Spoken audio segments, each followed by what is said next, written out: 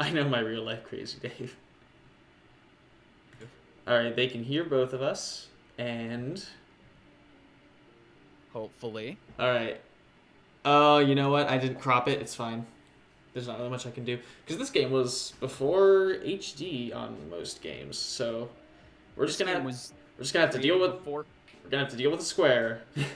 squares, baby. Well, because it's the like the square monitor aspect ratio as opposed to literally anything else. It just wasn't Gotcha. widely used, I guess, because this. Let me think. This is 2009, right?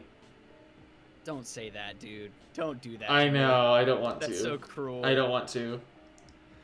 Hey, Caleb, how you doing? We're talking about nostalgia and how old we are, and also posting my promos. So I'm gonna be a second. That's fine. Going to and from Discord and OBS while also doing this. I hope my computer doesn't melt. It should be fine. Oh, you got one of them melting computers everybody's been talking about. Yeah, it's a cool party trick. You can only do it once though. What's the Terminator model that is like the liquid metal soldier? I don't remember. I haven't seen any of those movies. I've seen I watched the first one with my dad when I was way too young, and it scarred me. I'm pretty sure. Dude, you remember the whole bending phone I know like the end thing with like the thumbs up.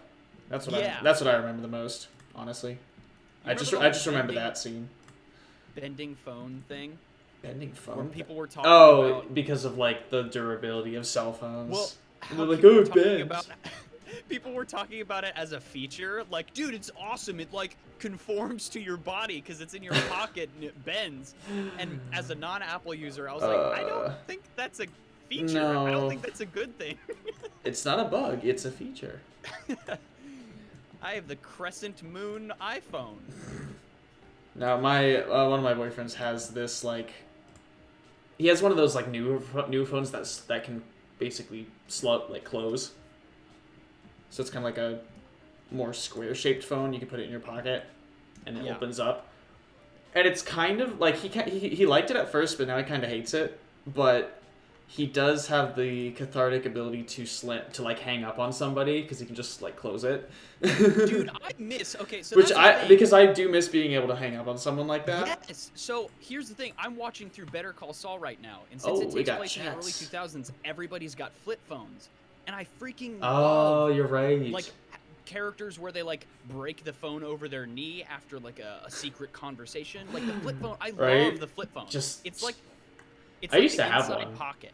It's like the inside pocket of Mm-hmm. technology. You know, absolutely. Shirts that have inside pockets where you have to reach in and get something.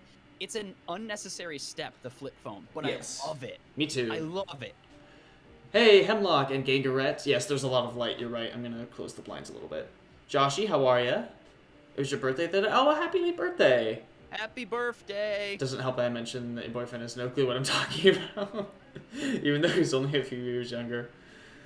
Let's see. Yeah, the emote is beautiful. Yeah, there's an artist I know. I guess I don't really know her, but like she offered up a lot of free emotes to people, and that is one of hers, the Pride Heart. And if you actually click on it, it'll show you the attribution, so it'll actually link to her page, which is a cool feature. A new Twitch. I actually did it for the ones you did as well, even though you don't really do Twitch.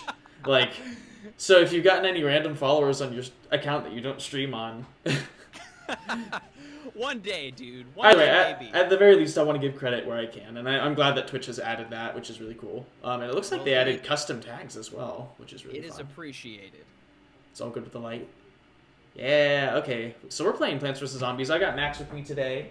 Hello. We both have played this game for a while. It's a favorite of both of ours, so I figured why not have him on, because at least these first few levels aren't going to be very eventful. So I'm like, well, if there's one thing that I just realized my mouse cursor is not going to show up, but that's fine. That's fine. Should we make a Zombatar? Yes, we should. Oh, there's a Zombatar license agreement. Uh-oh. We should do this while everybody's getting into the stream. We might as well. Oh my goodness. Okay, I know how this went last time. Do you remember how this went last time? Are you trying to do it again? No. Okay. Oh my goodness. Okay, well, let's Which do we want an orc or a zombie? That's what I always thought. An orc Or an ogre. zombie. Because we've got. I think we should go summer. I think we should make like a beach bum summertime. Okay, zombie. so he's gonna be tan. But here's the question: do they turn like more green, or do they turn pale? He could also be covered in suntan lotion, so he might be paler. Oh, okay. We don't know if he's got his tan yet. Let's go for that one. That looks pretty tan to me. That's a fun zombie color. Yeah. Yes, this is the NFT generator. Yeah, this was before Bored Ape. There was. Have you heard of NFTs? All right. Well, if we're going like surfer dude. My mouse is like jumping around. This is weird. What even is that hairstyle? The one where it just looks like a Pac-Man is half eating the top of the zombie's head. What hairstyle is that? It's yeah, I was thinking this one with the hair over the eyes. It makes me think of the one Invader Zim character, and I don't remember the name. Gotta go blonde. Yeah. You gotta. Yeah. There we go. Okay. But yeah, so this is gonna be fun. I haven't played through the original in a while. I've been playing through Plants vs Zombies 2 again, and that's been pretty fun. There's a lot of new stuff. Yes. Oh my yes, goodness. There are so many plants. He needs a goatee. There we go. Oh, there's another page. So many options. So many options. Oh, there we go. Alright, make sure they're the same color. Oh, we got tidbits. Hello, Gangaret, hello. He's got a worm peeking out of his eye. A lot of these don't help because we can't actually see his eye. Okay, no, we're gonna go with the tattoo. I think the tattoo look good. Again, eyewear, probably not gonna see. Well, okay, no, it shows. It looks kind of bizarre with the hair, but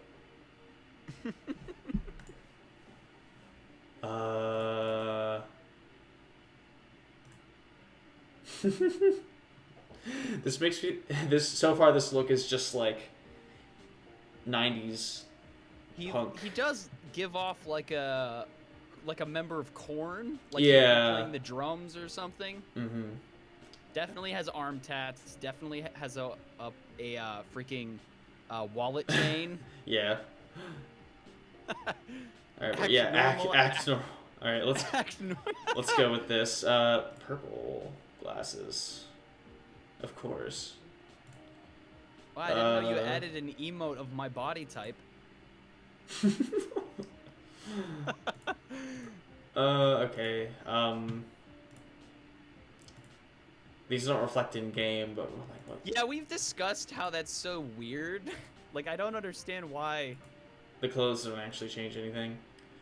If he's swimming, let's give him the.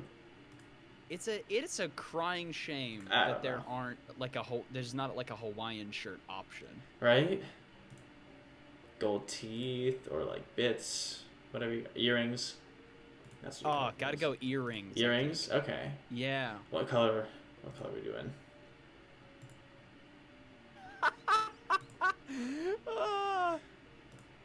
We're just making a beach bum zombie. Just as golden as his hair.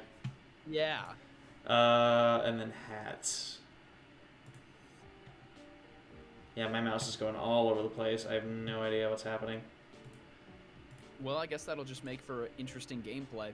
Oh, this hat makes me angry. The jester hat. I hate those zombies. Oh, dude, don't get me started on those guys. Those guys suck. It's horrible. None of these fit. I mean, there's a pirate hat.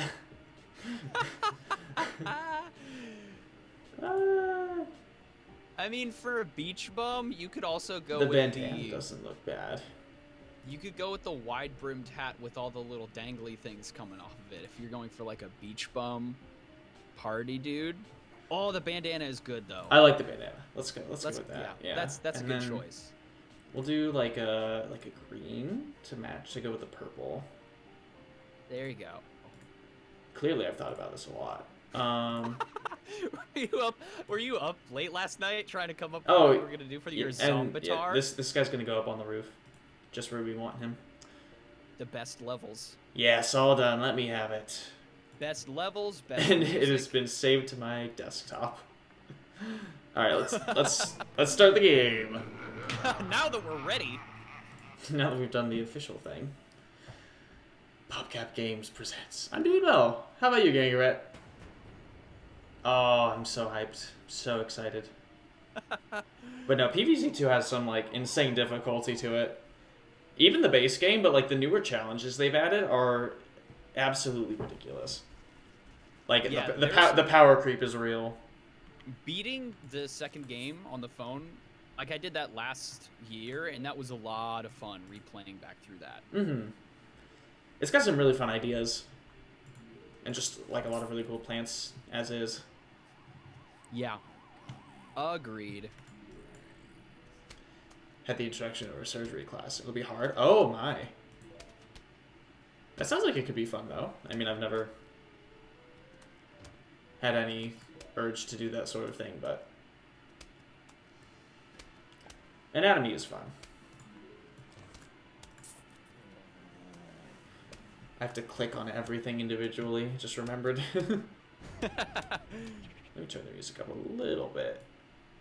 I may or may not have pulled up the Plants vs. Zombies OST on YouTube to run in the background for me, so I can... Oh, yeah. Can relive the music.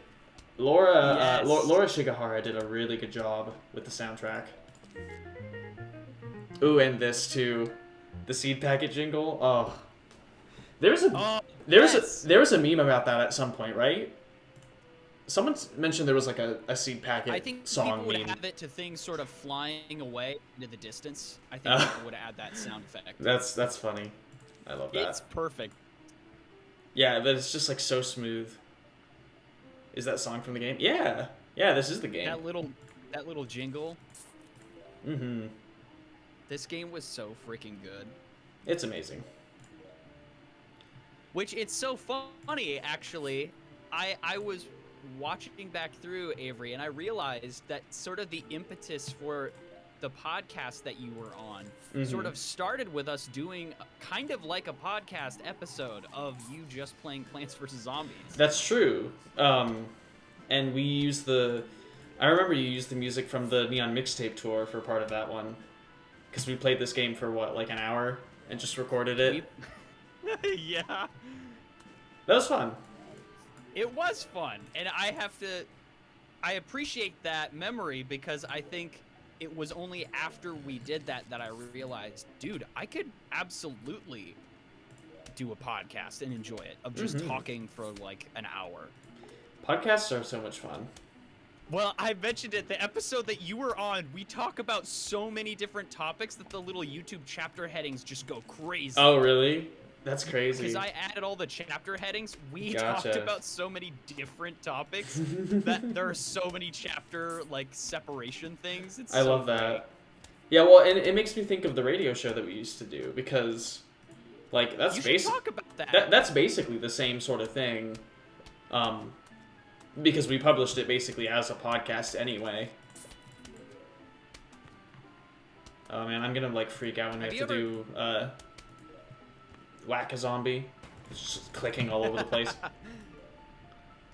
Have you talked much about Black Squirrel Radio on stream before? I'm sure it's come up. Not a ton, just because I don't want to get like too specific with things. At least not right now. But we do. I did do a radio show. Well, and that actually basically is what started all of this, technically. Because that's right. Because when the pandemic happened, because it was all before the pandemic came around, and then we started to live stream in place of the radio show. And then that led from that to me streaming on Twitch. I forgot that was the impetus for that. And so, yeah, it all sort of came together. We got Cherry Bomb. I love cherry bombs. You have to love a plant that's just designed to just say, nope, screw it, get out of my way. Mm-hmm. And actually, there's a well, so insta-kill plants are very important in PvZ too, just because of how many of those specifically annoying zombies that you just need to get off of the lawn immediately show up. Yes. And so there's there's a plant called the balloon plant or something. It's like a balloon mine plant or something, and it grows these balloons you can place on your lawn. They actually reference the Doom Shroom with it, because if you use your plant food on it, it basically makes a giant Doom Shroom balloon. That's fun. And it has the exact same effect, aside from the broken floor tile, which is really cool. So it's a nice little reference there. I liked the spice, like the jalapeno, like the pepper that would just flame an entire lane. Well, I've got like a costume for it that's it's like a ranger hat, like a park ranger. It's amazing. That's awesome. That was another thing that I loved about PvZ too, was all the costumes you could get for each of your plants. Mm-hmm. That made it a little bit more specialized. I liked that. Yeah, it's fun. All right, we need our second pea shooter, because we've got cone heads coming in. So I just discovered something recently that brings me so much joy, which is either making cucumber water or lemon water. Ew. And because I'm trying to eat healthier. I'm not as big of a fan of cucumber. Lemon's all right. I don't usually like put stuff like flavored water as much. Right. Just because if I'm in the mood for that sort of thing, I'll just make tea. Right. My thing is I'm trying to like trick myself into saying like, ooh, that's a treat. I like that. Because I honestly do. I enjoy that. Especially in the summer when it's, 1,000 degrees in my house. Oh my goodness. So I'm trying to effectively trick myself into making that like my treat. That makes sense. Because I think I've talked with you before about like coffee, where I don't need coffee to function, but I love the process of getting coffee and making coffee and being around coffee. Like, I just love the process of it. And there's something so like soothing about getting the ice out, washing a lemon, slicing it up. Like, there's just the process I love. Definitely. Yeah, there's a lot of things that I like about like certain meals. Just like the process of making them is really fun. I feel like I would really enjoy cooking. Also, like if one of my favorite I want to plants. get better at that for sure. We got like I would cook so much more if I had time, and I'm really hoping I do in the future, just because I love to cook. Also, we got one of my favorite plants. Also, there's something I didn't actually know, because I've never had the opportunity to see it actually. But apparently, I think in the console version of Plants vs Zombies, there's a chance that zombies can be allergic to nuts, and if they eat a walnut, they'll just like puff up and die. What? Look this up. I'm curious if it's true, because I've seen a video of it. And I don't know like if it was made up, but it said it was specific to console versions of the game. And it makes me curious. It makes me curious. That's very interesting.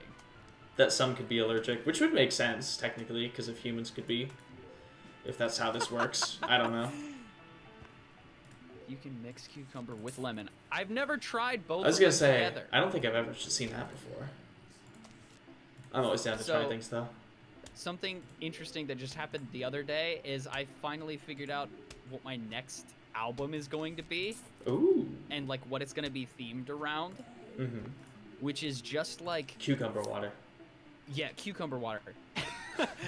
The album's going to be called Cool as a Cucumber, and it's just going to be a lot of fun drink related songs. Oh, nice. I love music that makes me feel like a protagonist.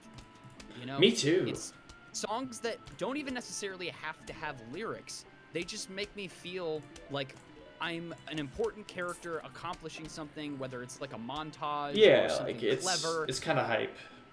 Yeah, it makes me excited and it makes me happy. And so for the next album, I think I want to make music very much in that vein, which will be a nice switch up, because I've been making a lot of spacey music for a long time, and I want to make more stuff with drums and weird instruments, and because I can sort of keep the rhythm and I can keep the repetition, because it would be made for like walking music that you can live your life to, that makes you feel like a protagonist. That's what fun. I'm gonna go for.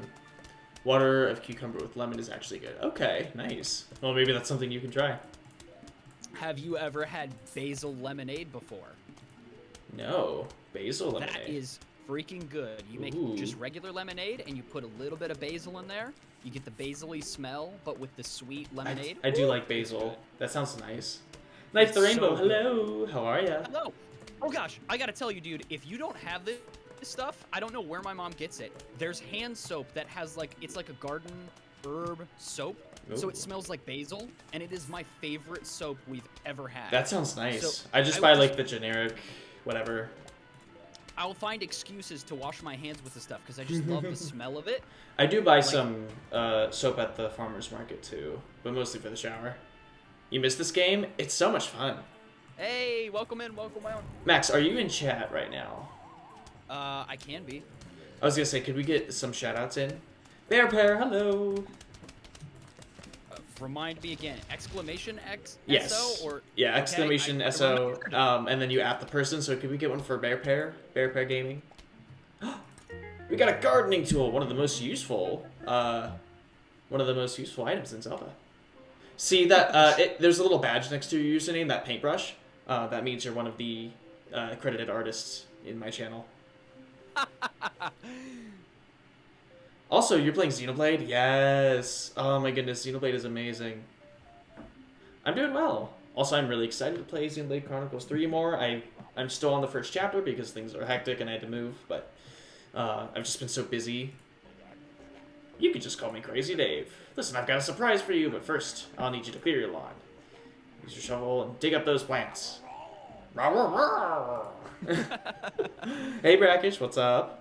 Still haven't bought 3, but looking forward to it. Yeah! And now that you're playing 2, you'll be able to, enjoy 3 to the fullest. Even though they can all be played on their own, I think that there's, the connections that you get more out of it if you played them all.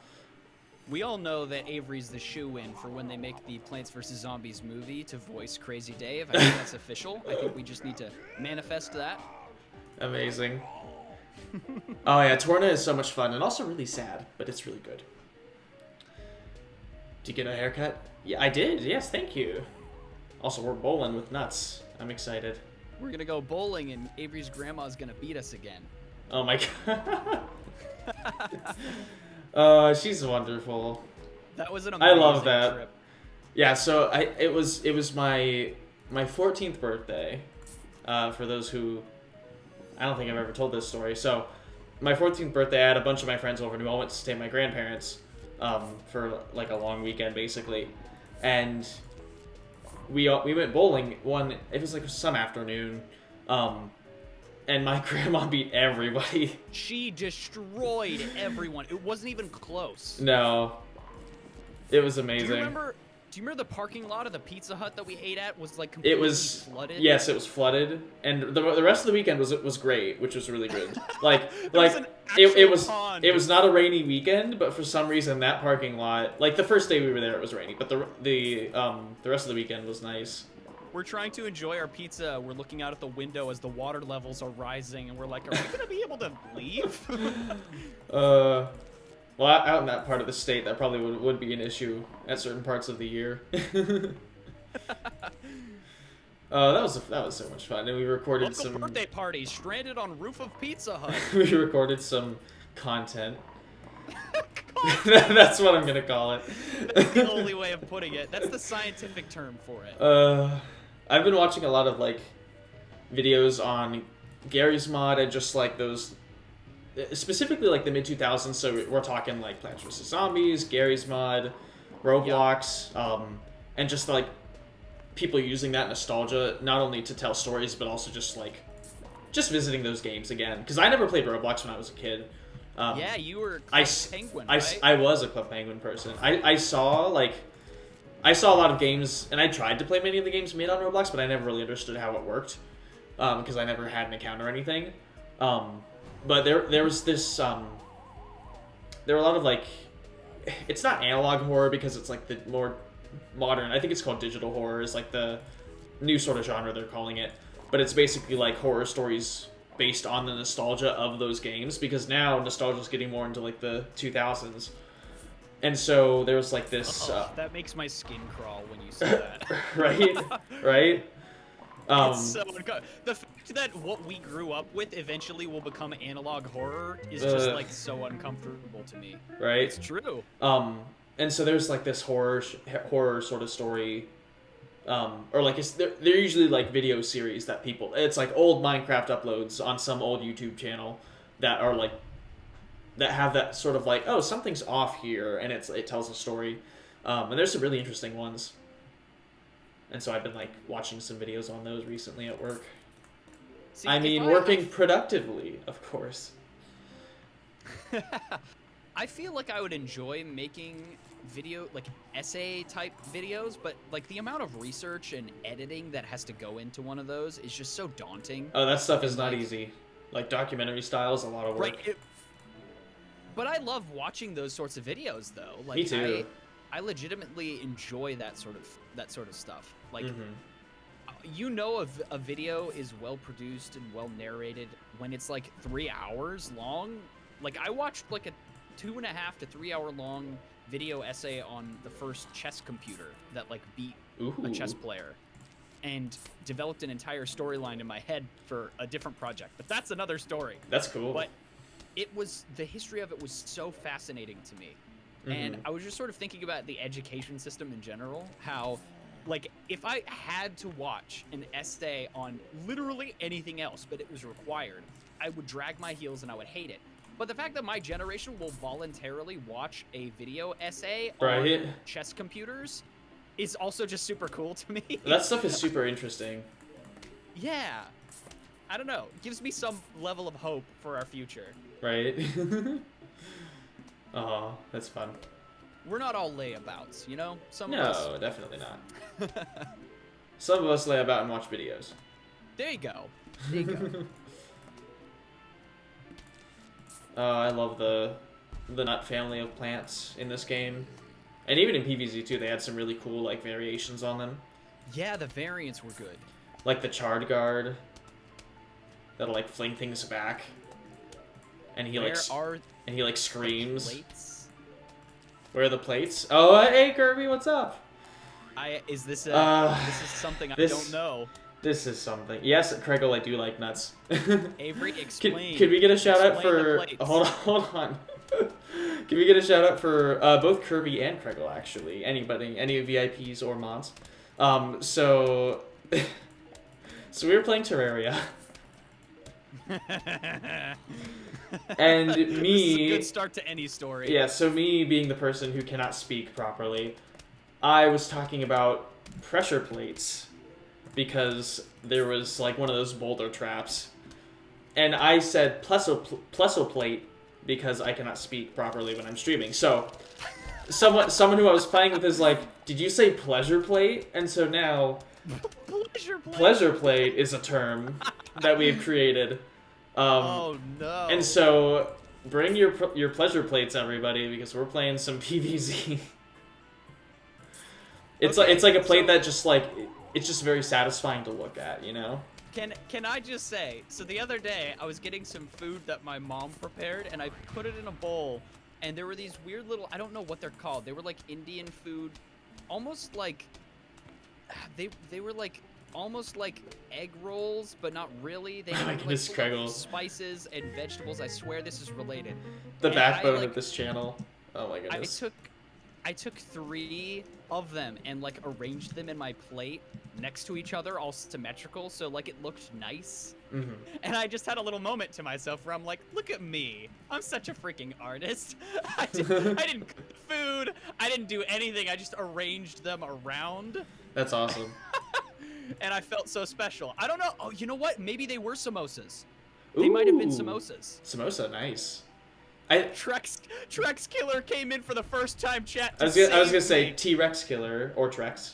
Oh my gosh, I'm an idiot. Yes, T-Rex Killer. I just did what the protagonist from Baby Driver describe it again. Trex. Because I think I know what a samosa is.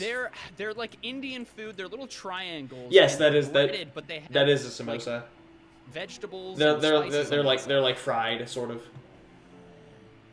I love those. You know what? Samosa and mimosas would probably pair well. I'd have that as a meal.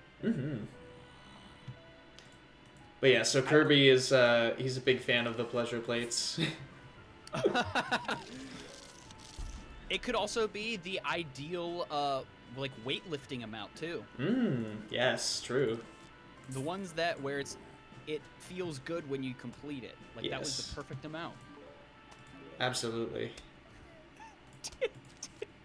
T-Rex Killer comes in for the first time chat with Samosa. And we're talking about pleasure plates. Yeah, you know. Whatever that means. As you do. Yes. So I had a revelation probably 4 years ago. I was watching some video about, it was probably like everything great about The Incredibles, like the cinema wins or whatever. And it was talking about how in the movie Incredibles, the name of the island that Mr. Incredible goes to in secret to train is called No Manisan. So it's No Manisan Island. So it's No Man is an island. I don't think I ever knew the name of that. It's been so long since I've seen the original Incredibles. It's quite literally just like talking about him trying to live his superhero fantasy on his own apart from his family. Oh, I see. Yeah, No Man is an Island. So okay. good. That is very clever. It's just a really good movie. I was here for the explanation. Yes, thank you very much, T-Rex. Also, welcome in. Yeah, welcome. Kirby, you do have a sword because you are in fairly often, and I need help. I am extremely I don't know, uncomfortable, maybe even comforted at the stanced up Kirby. I feel like if he was in front of me like a bodyguard, I'd feel very safe. Well, I mean, Kirby is a universal destroyer after all. He's an eldritch god that devours everything. No, I don't think he is, but he's an eldritch god killer. I think that's maybe more fair. There's a new terminal montage of Kirby 64 that came out today, and it's so good. Dude, I gotta watch that. Terminal montage is like my funny bone tickler. Like it's amazing. Crab's sword of power. That's right. Yes. Don't grab it too hard now. It's like Kirby somehow like got some sort of other extremely powerful relic that Kirby was never meant to have. That's what it would do to like a normal person like He-Man, but when Kirby gets a hold of the Sword of Power, that's what it does. Master Sword Kirby, yeah. Master Sword Kirby. Oh, yeah. Blood for the Blood God. Yes. Ooh. Hey, Hot. welcome in. Oh, hello. Hey, Wolf Musk, what's up? Welcome to my channel. Welcome, dude. Oh my gosh! You remember when we would do that with Alden, where whenever like someone would say something like corrective, we'd pretend to push up like invisible glasses. Be like, them, excuse me. And we'd fold like steeple your fingers over your chest, like under your chin. Oh my goodness. Yes. Alden is hilarious. Just his mannerisms. And he owns it too. Like he knows exactly how to just like make people laugh. Get up on stage and just do sound effects and would freaking kill. Yeah. You know you're funny when that's all you have to do.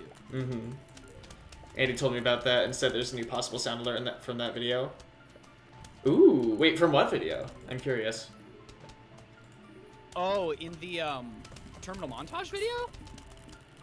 Oh yeah, okay, because it's like a like boyo, you know. I see. Because he keeps on like changing it to make it sound different. It's so funny. The deep one. He's one like, kills me every time. Where it goes, it's like super creepy. He's like boyo. It scares me. Mm-hmm. Been a serial looker for months, but trying to connect these days. Oh, awesome! Well, thank you so much, Wolf. Welcome to the above world. It is always a pleasure to connect. Welcome to the overworld. No need to be shy. We cannot hurt anyone, even if we tried, which we don't. Actually, Max is a very dangerous individual, so keep away from him. Probably, yeah, but I feel like with me, it would always be accidental. Like if you hung out with me, weird stuff would happen, but it would not be intentional. I mean, that does already happen sometimes, to be fair. Yes, that is true. Given how our streams have gone in the past. We don't need to talk about the fact that I am like a cursed ex-Keebler elf who just brings bad luck everywhere I go. No. Yeah, no. I don't know where I was going with that. I had something and I lost it. I've been listening to some audiobooks and trying to get into more podcasts as well, because I'm running out of things to listen to and or watch. Oh wow, it's a horrible plan. Hooray for horrible plans. Yay! This thing is. I mean, they're it's not. okay. It's not horrible. It's not. It's not bad. If you get enough walnuts in front of it, it's fine. Yes. We don't But have you to. have to have like two. Yeah, you have to have like two lines We don't. of them. We don't have pumpkin. We don't have pumpkins or tall nuts yet. Especially in the second game, they're horrible because there are two plants that do this exact same job but better. But no. What was I talking about? Avery, Alden sound effects. No, we were going on to luck.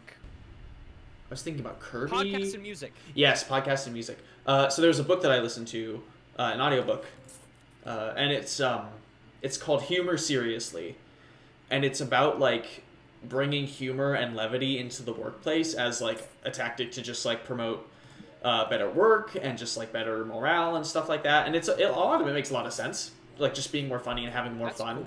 Cool. Because I think there's always a place for it, even in formal scenarios. And it talks about like they have like 4 different humor archetypes that they've made that aren't necessarily like the be all end all, but they're just like a basic framework for like figuring out how your humor might work. And I think so. They're like this. There's the stand up who's the usual like likes to have a crowd when they're making jokes, doesn't care about crossing some lines or swearing, and will basically like is fine to ruffle a few feathers. Then there's the magnet, which is, I think, similar to the stand-up, except doesn't involve as many controversial topics. I'm not entirely sure, or like won't bring up that sort of thing. There's the sweetheart, which is usually a more understated sort of humor that you won't notice, but is usually like more in the background and is never intending to hurt anyone's feelings. And then there's the sniper, who is like, I'll come in with my sly jab under my breath that you might not notice, but if you do, it's like a sick burn. The sniper. That sort of thing. And so it's like really fun to like, and they have like a whole graph, and you can take a quiz on the website that will like show you where you fall in that spectrum. It's really cool. Have you figured out Also, what I made category you sort of fall into? I think I tested as a sniper, and I've always been known for my like random, random under the breath quips. I can actually see that because I do say things under my breath, and I can be very much like I need to plan out and think about my humor. But when I do have my moments, I have my moments. Well, I just wanna praise you here for a second. I think one of your skills is that you tell jokes, but you don't wait for response to the joke. Mm-hmm. You're perfectly fine just carrying on and can deliver things with a straight face. that is a thing, because I'll be like totally like deadpan when I tell some jokes sometimes, to the point where people think I'm being serious when I'm trying to be sarcastic. Yes, that is a rare gift, but it's also so refreshing because it's not spotlight grabby, because you don't demand and I don't want to be response to the joke. And I don't like being this one great. I don't like being in the center of attention anyway. So I think that is more of where I thrive in that sphere. Well, that's just another reason why I gotta have you on the podcast again, because the people I've had on have been goodness. so good about. It's been so much. I love listening to those. It's so much fun. You are extremely good at connecting with a bit, but also not crossing doing it into the ground. You are very good at improv.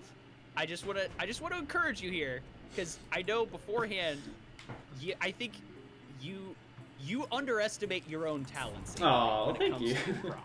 The whole reason I listened to it is because my mom's like, "Oh, you would love this," and I think you could, because she always says like, "I could be a comedian." I'm like, maybe if I practiced really hard, but like, I did really enjoy listening to it. This just makes me want a cup of corporate cup. Never sleep again. I'm gonna make a T-shirt of that at some point. That has to be a T-shirt. A fake ad. It's just gonna be the most bland Let's font, see. the most bland picture. Shy to show emotional vulnerability or something. Yeah, it could be hard, for sure. You're the one-liner kind of person. I mean, those can be fun. Absolutely. Some people think I'm being a bitch if I don't giggle while being funny. Yeah, so I don't know. Some people... And again, they talk a lot about audience, because, like, everyone interprets things differently. So, like, there's not always an appropriate time for certain jokes. Or audience is important. And they always say to never, like... There are certain topics you should never make, like, the subject or butt of any joke. And so, like, stuff like that. It's cool.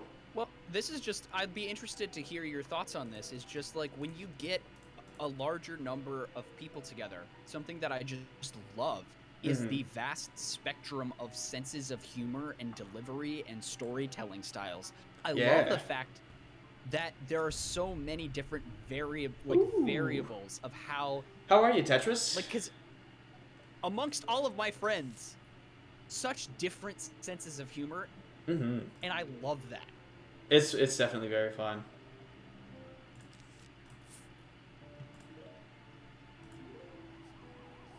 The people that I absolutely am envious of are the people who are funny without trying. Right? Like, they could be delivering just the most normal, everyday story, but the way that they deliver it is either captivating or inherently funny. Because, so, here's something, like... I love it, like... Whenever I can be at work and do something, like, really stupid or silly, and someone can just, like, immediately go along with it. Like, I'll do this little dance when I'm, like, at the... when I'm, like, by the fryer, if I'm, like, waiting for something to finish. And I'm just, like... Whenever my coworkers join in, I'm like, yes, we're all... Like, you get the vibe. Together as one. I love it. Yeah, but, like, I just love when... Like...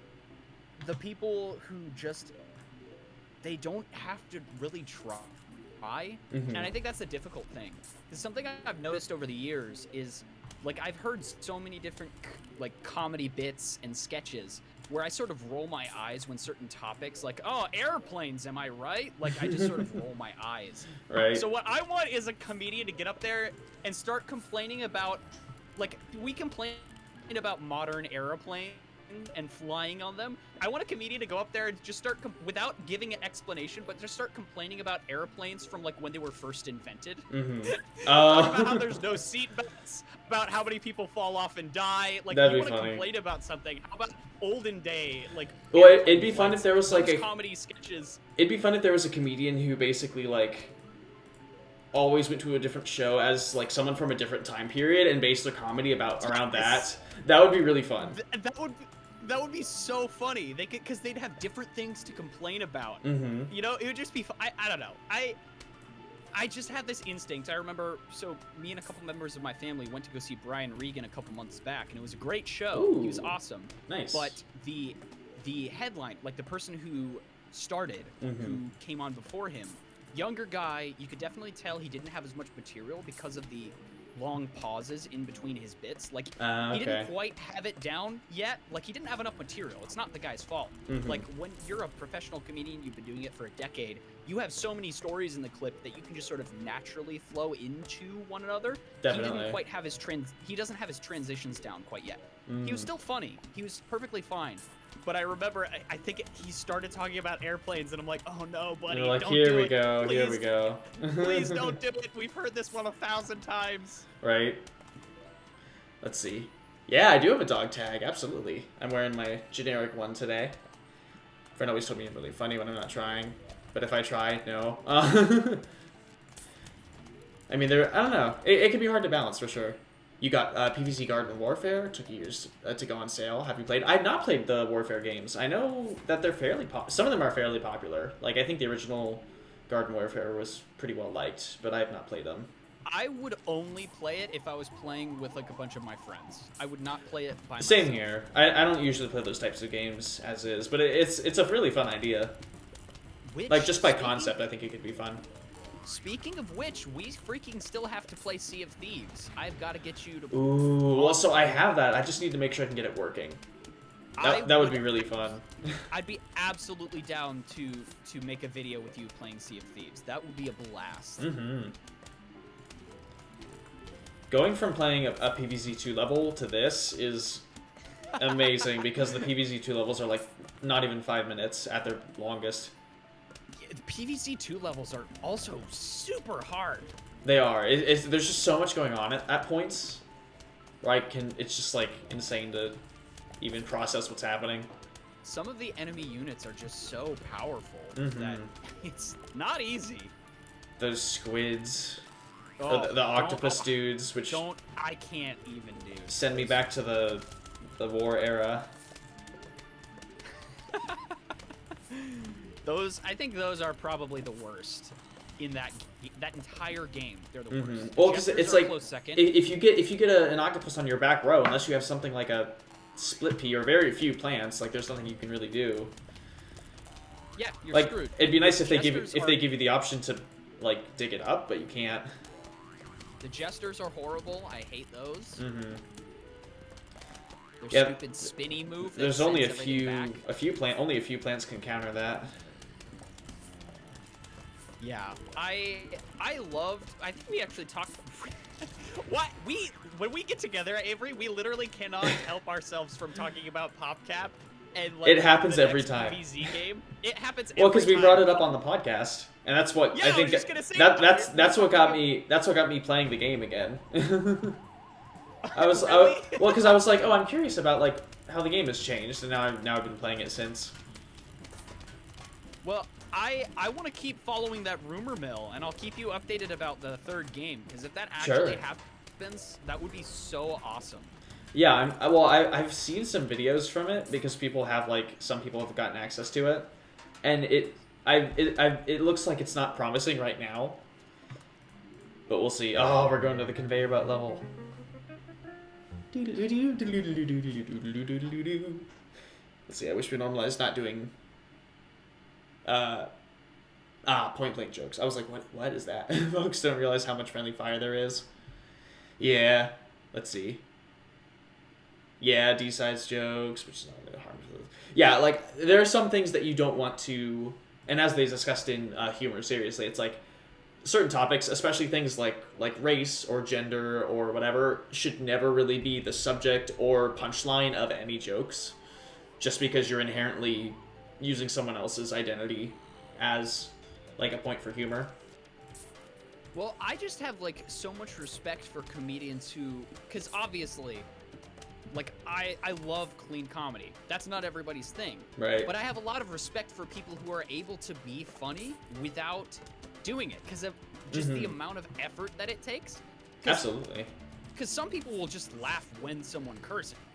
Like, and right. I don't have a problem with that. You can find that funny. But I feel like a lot of comics just use it as a crutch. Like, that is the joke. And there's nothing more to it. Right. But when people are able to just be funny, like, we were just talking about Brian Regan. He is like the freaking MacGyver of comedy. He can make the most unfunny thing funny just with his face, like, and how he expresses himself. Right. And, like, how he moves on stage. Like, he is phenomenal. And it doesn't seem like he has to try super hard to make things funny. It does take a lot of practice, though. Yeah. The thing that gets me are people who are able to deal with hecklers or, like, when something random happens, like, unexpected. Like, I don't know how you do that. Like, my concentration would be so busted that I wouldn't be able to handle that. Yeah, there are certain things, like, I can do certain things. Like, when people ask me to do things on the spot, I tend to get stuck. So I have to really think. I have to plan things out a lot whenever I'm thinking about, like, making comebacks to things. That's an actual thing. So I can't remember how long ago I read about this, but it was basically like a psychological trick that if you're going up against a super impressive opponent, if you want to mess up any professional, you ask them to describe in detail what their method is and the steps involved. Because then what you do is you take something that they do naturally without having to think about it, and you force them to think about all of the different steps, and then the next time do it, they're not thinking about doing it like they've done it a million times without thinking. They're thinking about all the composite steps all of a sudden. Gotcha. So instead of throwing a tennis ball up and hitting it with a racket, which you've done a million times, all of a sudden you're thinking about where's my feet placement? How high do I toss the ball? Like, you can mess people up by making them think about their own method of doing things. Huh. And so I don't know about you. Have you ever heard like a comedy special where at the end people are just like screaming out a bit that they want the comic to do? I hate that. I don't think I've heard that before, no. It's so uncomfortable. It's like anti-comedy. Right. Because it's like, you've clearly heard the joke. It's like the punchline. Yeah, it's like, tell me what Yeah, to do. it's just I don't weird. know. Huh. Because I feel like it's different. You know what? Maybe, I don't know. It's not the same as like an encore for a musician where they play like one of their biggest hits. It's different. Yeah. Because jokes are supposed to be funny because you don't know what to expect. Songs are. Yes, unpredictability is one of the biggest parts of humor. Right. And so, like, I feel like it works with music, but not really with comedy. Like, I don't understand when people are like, do the one joke we've all heard 1,000 times. I just want to be present when you do it. It's just weird. Yeah. Do you remember I need jokes? I need my TikTok reel. Oh my goodness, yes, I do. Regrettably. Anti-jokes. Those were so preposterous. Right? It's like, what's the point? That launchin', man. I'm telling you. That's the zombie nutrition. Yes. You like peas? We've got peas. We have got so much vegetation. Only give me 2 snow peas. Okay. It's fine. Literally have this in the bag. Cherry bomb and cherry bomb. And we get one of the most overpowered plants in the game. And it costs nothing. Have I played Bloons? I do. I do play Bloons. I love it. I actually played on... That's one of the first games I played when I started streaming. Bloons Tower Defense 6. Say, you streamed that, didn't you? Hey, Stratix, hello. What's up? So much going on in screen and hello. stare. Right? Yeah, it's... There's a lot going on. And this isn't even the complicated game. I mean, it is, but like... Dude. PvZ2 is absurd. I remember playing Bloons Tower Defense on coolmathgames.com. All the browser-based games. Yes. We're gonna be AO good, everybody. AO good. Yep. We have nothing to worry about. I've actually seen somebody do a Zero Sunflower playthrough. Or, yeah, like a Zero Sun generation playthrough, and it's insane. I think you can basically beat the whole game without any extra sun. Like, without using sunflowers. Let's get that going. Alright, hold on. You're messing with my optimization. Oh, my optimization, no! My cabbages! My cabbages! Got the Bloons Adventure Time version. I didn't know they made that. Let's see. Adventure Time version? What? I didn't know that was a thing. Hey, Diamond, hello. What's up? Hello, hello. Ooh, okay. Let me get this Discord link out. There you go. Thank you for expressing interest. I don't have an open Discord link just because I have that sort of as a precaution. Just because I don't want anyone like hacking in, but do you remember? Was it Munchkin that Jared had an Adventure Time? What was that game? I think so. There's a Munchkin expansion for Smash Up. What? Oh, wait a second. No, I've seen that. Because he has that one. But I'm not sure. I've never played Munchkin before. Smash Up is so much fun. It is, and there are so many expansions. It's absurd. Yes, that's why I love it. I made my own custom deck. I really want to get more and just play it more often. So I'm really excited because once Michael moves in with me, we're going to be playing like so many board games. It's going to be awesome. Next time I come up and visit, we're going to play Smash Up. Yes, we should. We should. We're going to mix fun drinks together and we're going to play Smash Up. We have like a bar cart Oh, he's angry. Said that Cabbage Man is still screaming about his cabbages to this day. He is. And then there's the other guy who's like foaming at the mouth.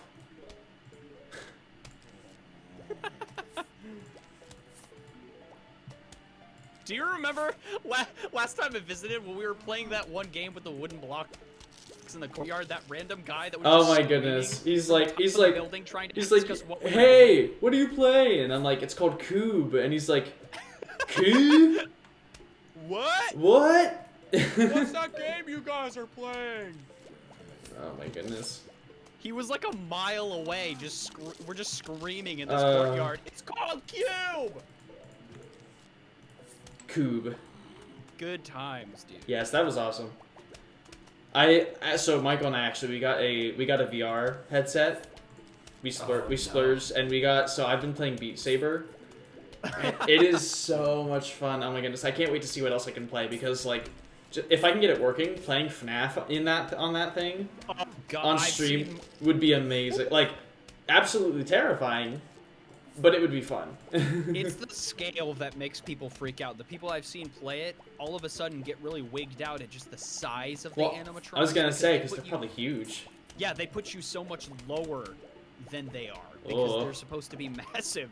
So they're way more scary. Mm-hmm. And the fact that they're actually moving in real time instead of just sort of zipping around the map. Like right. You can actually see them walking around. Mm-hmm. Alright, get ready for your march, everybody. I don't think I've ever sweat more in my life than playing Super Hot VR. I really want to give that a shot too. I think there's a demo I should pick up. It's a really good game. I played it all the way to the end in one sitting, and I was wearing like a sweater. Nice. You sweat when you're playing VR. Holy crap, do you ever? Yeah, it's insane. Yeah, go plants. Woo! Go plants! We love plants. Everything is so like compressed and pixely. I was like, did the game really look like this? I collected 290. Oh my goodness. I can get something neato if I get 7,500. Neato. I love that. I love that the newspaper's always holding it upside down, and it's like a zombie newspaper. Animatronics are 7 to 8 foot in that game. Oh my god, it's like in real life. Like yes, as someone who used to go to Chuck E. Cheese a lot, there is that fear factor to it. Oh, horrifying. Sweaty gaming, I'm in. Oh, absolutely. I mean, that just happens to me naturally if I'm just playing for long enough in my room, which is like 1,000 degrees. Right. You do have a very warm room. Like it or not. Playing what was it? Luigi's Mansion. We did a Skyrim. Yes, we did Luigi's house, and we did that Skyrim thing. We made Link in Skyrim. We tried to, and Hulk Hogan. We tried. Yes, there was an attempt. We tried. I sweat just making a phone call. Oh, same. I hate calling people. Well, no, I don't hate calling people. I hate making like business calls or calling like dentists and stuff. I'm like, I don't want to do that. Like, just let me do it online. I don't want to interact.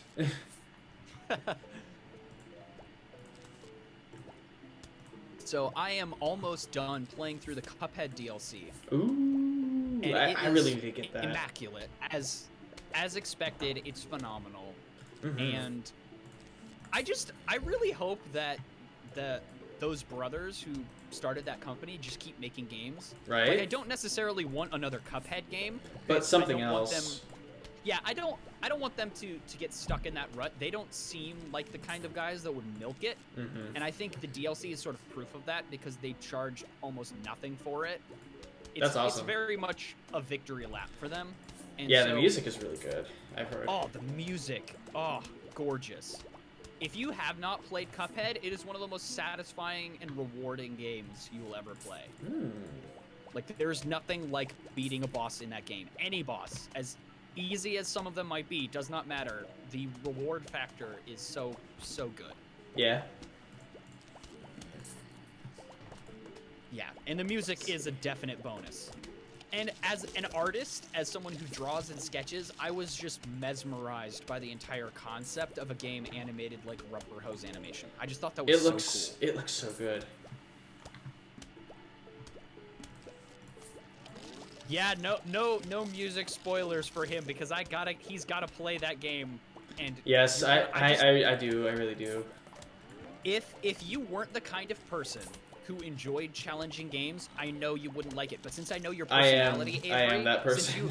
Since you enjoyed Hollow Knight, you will enjoy Cuphead. Hollow Knight was so amazing. Talking about the Ink Machine. That's Bendy in the Ink Machine. That's a separate game, I think. Yeah. Oh, the Ink Machine.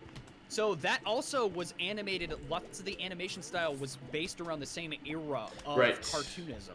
So it's like that Felix the Cat, Betty Boop, Popeye.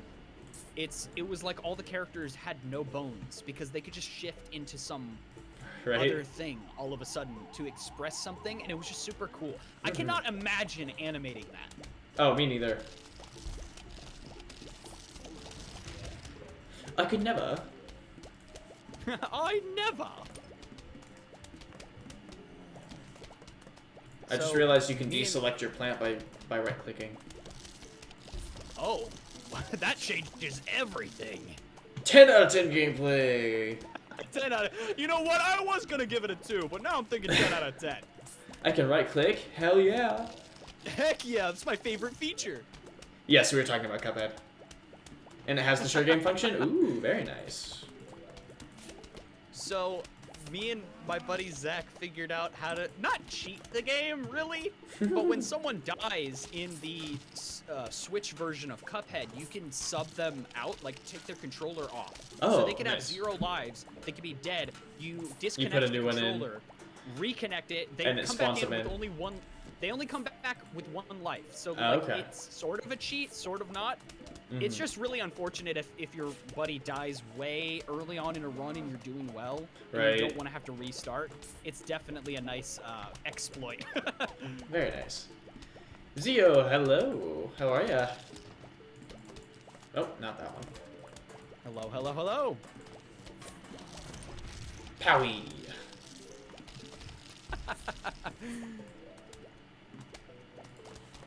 This game is also like just ASMR.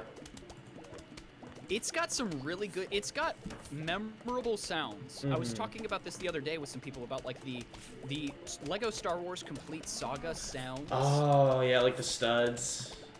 Oh, it just sounds like candy to my ears. Like when you build something or something breaks apart, I love those sounds. Not quite like that, but pretty close.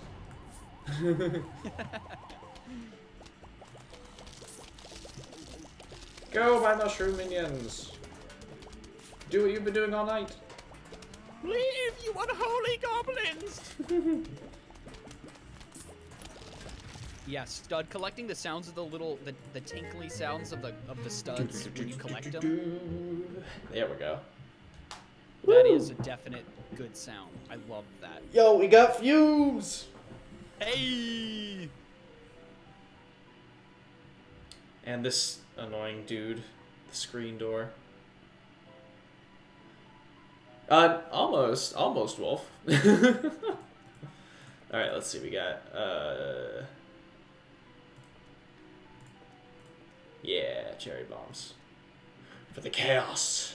You gotta go with the cherry bombs. You gotta go with the cherry bombs. They're just so good.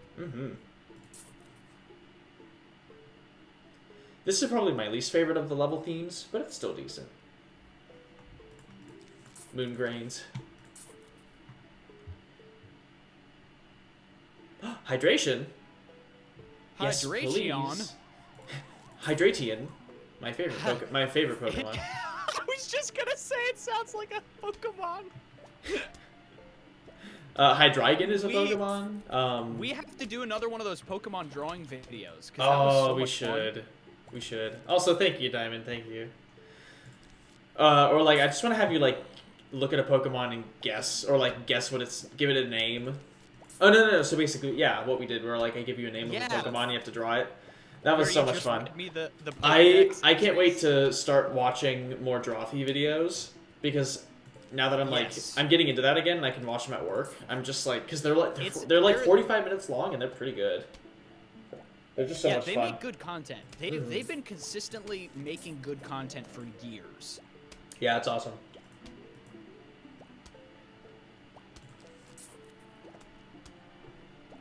No complaints? Ah.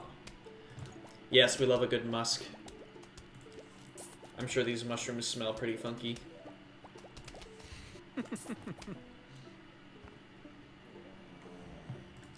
This was literally a whoopee cushion. Yeah, pretty much, yeah. And there's nothing wrong with that. I don't know if I've told this story on stream before about how when I first played this game, it was so much more horrifying because I was playing it on a family friend's Xbox after they had gone to sleep, and I couldn't find a way to turn the volume down, so I was playing it on an Xbox. The game over sound effect is so loud. Yes. Yes, and that's so I was actually horrified of dying because when that scream happens, it would be so loud and it was like 1 a.m. Right. And they were asleep, and I didn't want them to wake up to a scream in the living room. Yeah. So I was actually like fighting for my life not to die. No. Yeah, it's crazy. It's a loud death noise. It's very loud. Put self in horny jail. Yes. I think Among Us also has a VR version, which kind of terrifies me. Wait. It's on the store. There's like a VR, Among Us VR, I saw. How does that even work? I'm curious about that as well. I'm very curious about it. I mean, there has to be a Gmod equivalent of Among Us on the store right now that you can get. That's basically 3D it's called Trouble in Terrorist Town. No. I mean, like, 1 for 1. They probably made a mod. probably. You know those Gmod folks. Hey, Annex. Oh, absolutely. Oh, hello. Well, and there's so many really fun like game modes too. Yeah. I'm really itching to not only just like mess around in Sandbox, but like playing Prop Hunt again, and doing like an elevator source. I would absolutely re-download the game just to do that. I did it just to like mess around, and it's so much fun. They've like, made a lot of updates to like the API. Absolutely. Well, and it's just insane just how similar. Like it feels exactly the same. Like down to the point where I played it for a little bit, and like the first time I opened the spawn menu, like the game stuttered for a second because that's always happened every time I played the game, even since like 2013 and beyond. Like it has always done that, and I'm like, it's all the same. It even remembered all my add-ons somehow. All you need is the admin gun. That's the only weapon you need. Admin gun. Used to play the Xbox 360 version, like playing as Flytrap. Ooh. Nice. Can't complain with a ball gag? Oh, you're right. Absolutely. Hold on. My mouse is stuck. Trying to make sure I'm not missing anyone here. Thank you all for showing up. How you guys doing? Yeah, thank you guys for hanging with us. Sniffs curiously. Yes. Yeah, let's buy that seat slot. Awesome. How much does that cost? What, the...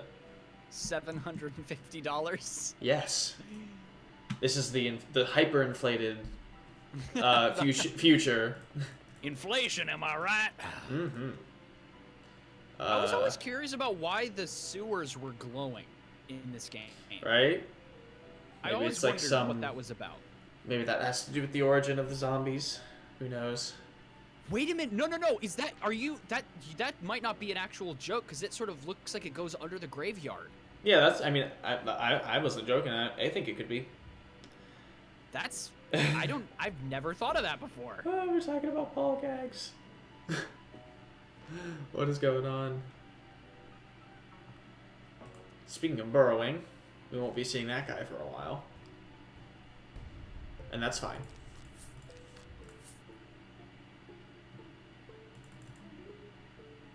Those, like, minor zombies. Ah, gotcha. Oh, absolutely, Diamond. We know you for that. I actually really like the fog levels. When I was a kid, I hated them, but it's one of my favorites. It adds an interesting element to it, and yes. The aesthetic just fits so well with like zombies coming in from the graveyard. Like it just sort of makes sense. It adds so much to it because you have to think about like you can listen to hear what types of zombies are showing up. You have to look through the fog to see which ones are there, and just like the general sort of feel of it, I like. And you have the harder Yeah. difficulty of the pool, because you got 2 lanes to deal with.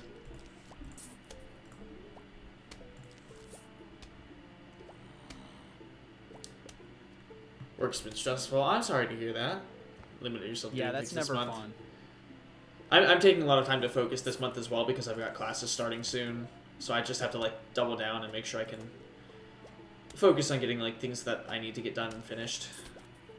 When do you start back to it? I think on the 26th. So I've still got some time. I've still got some time. Okay. I want my scaredy shrooms.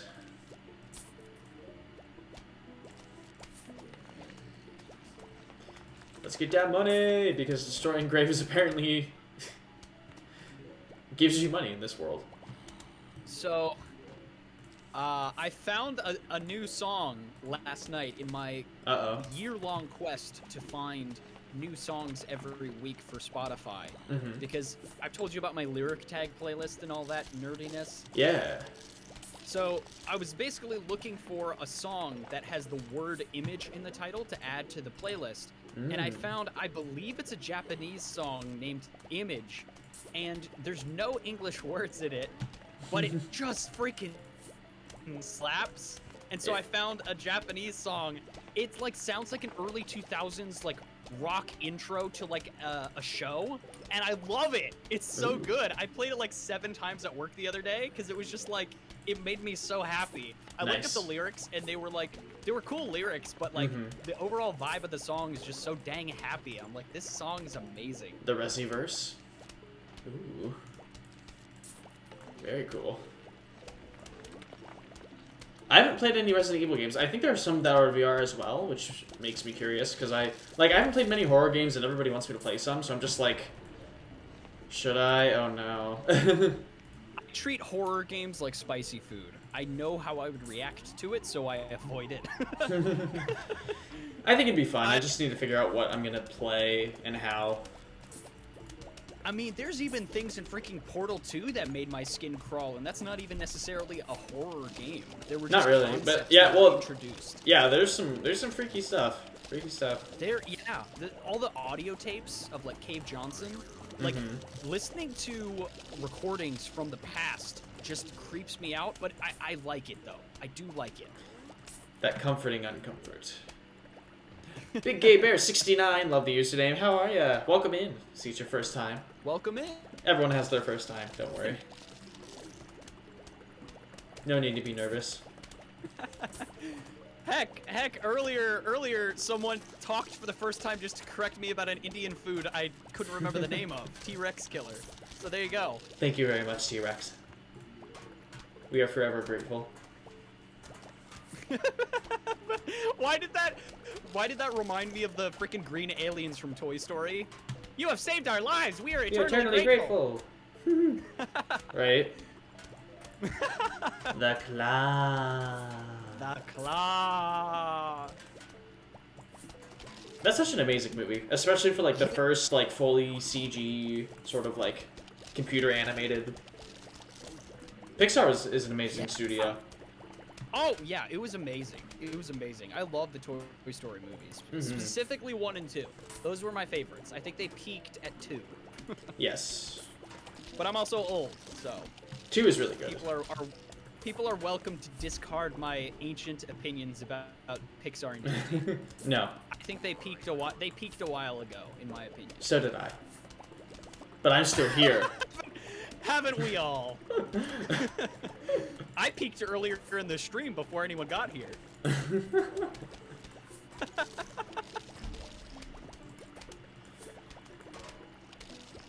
Oh my gosh. Should do voiceovers? Oh yeah.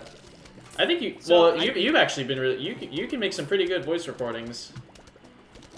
Absolutely. I think that's probably one of the coolest jobs. Voice acting could be so much fun, but it's hard. The fact that someone could call you up and say, hey, we want to give you money so you can speak into this microphone and give life to this character is one of the coolest things ever. Right? He has a very cool voice, for sure. Yes, disembodied voice number 1. Or number 1. Mysterious voice number 1. Well, so on my Twitch, or on Terraria Tuesdays, we have mysterious voices 2 through 5. That's not good. Because there are 4 other friends of mine who have joined in for Terraria. Oh my gosh, that is funny. Yes, we are indeed dealing with a he/him. But yeah, yes, please put that on your LinkedIn. Disembodied voice number 1. Disembodied voice 1. You can call me whatever you want. Just don't call me late for dinner. Let's view plants. Yay! Okay, we did it. Look at all of the plant children. Yes.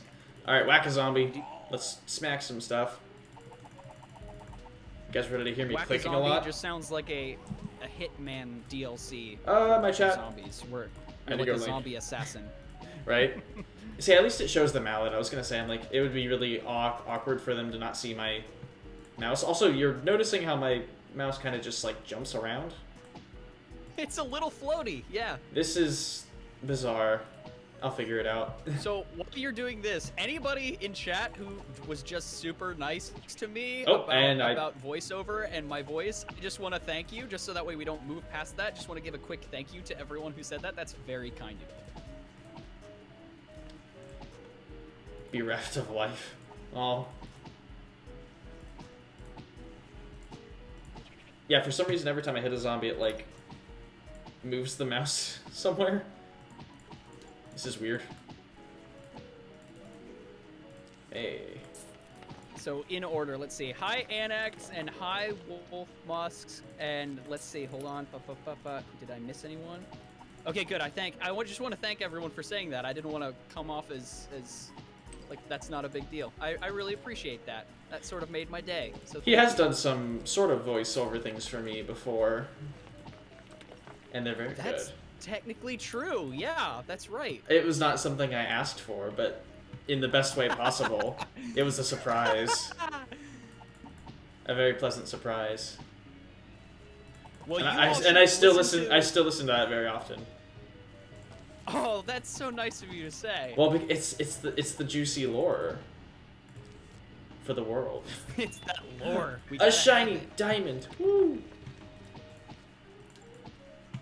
I can't wait to play Be Ghouled.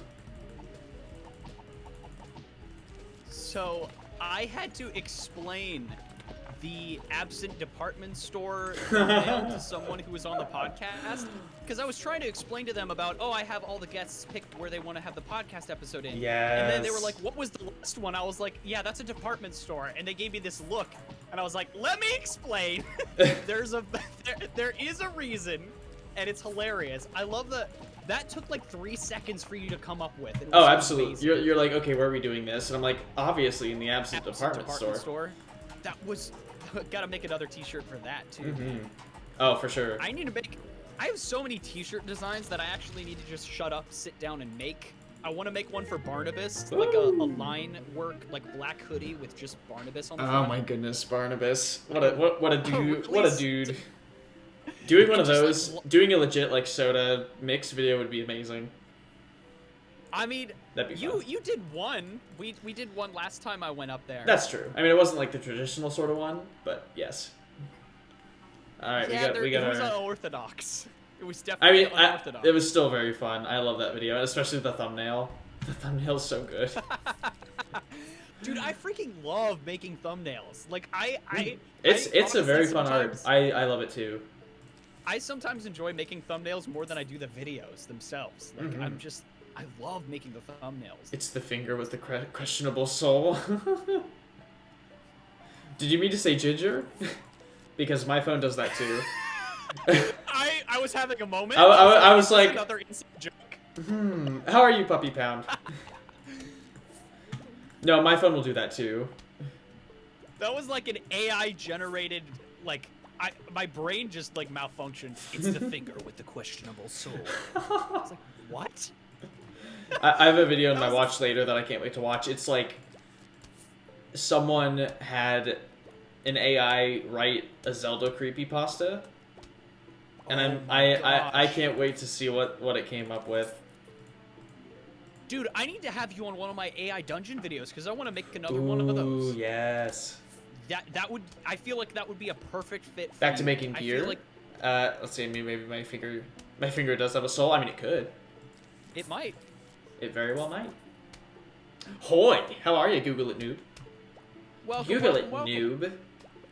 Just Google it.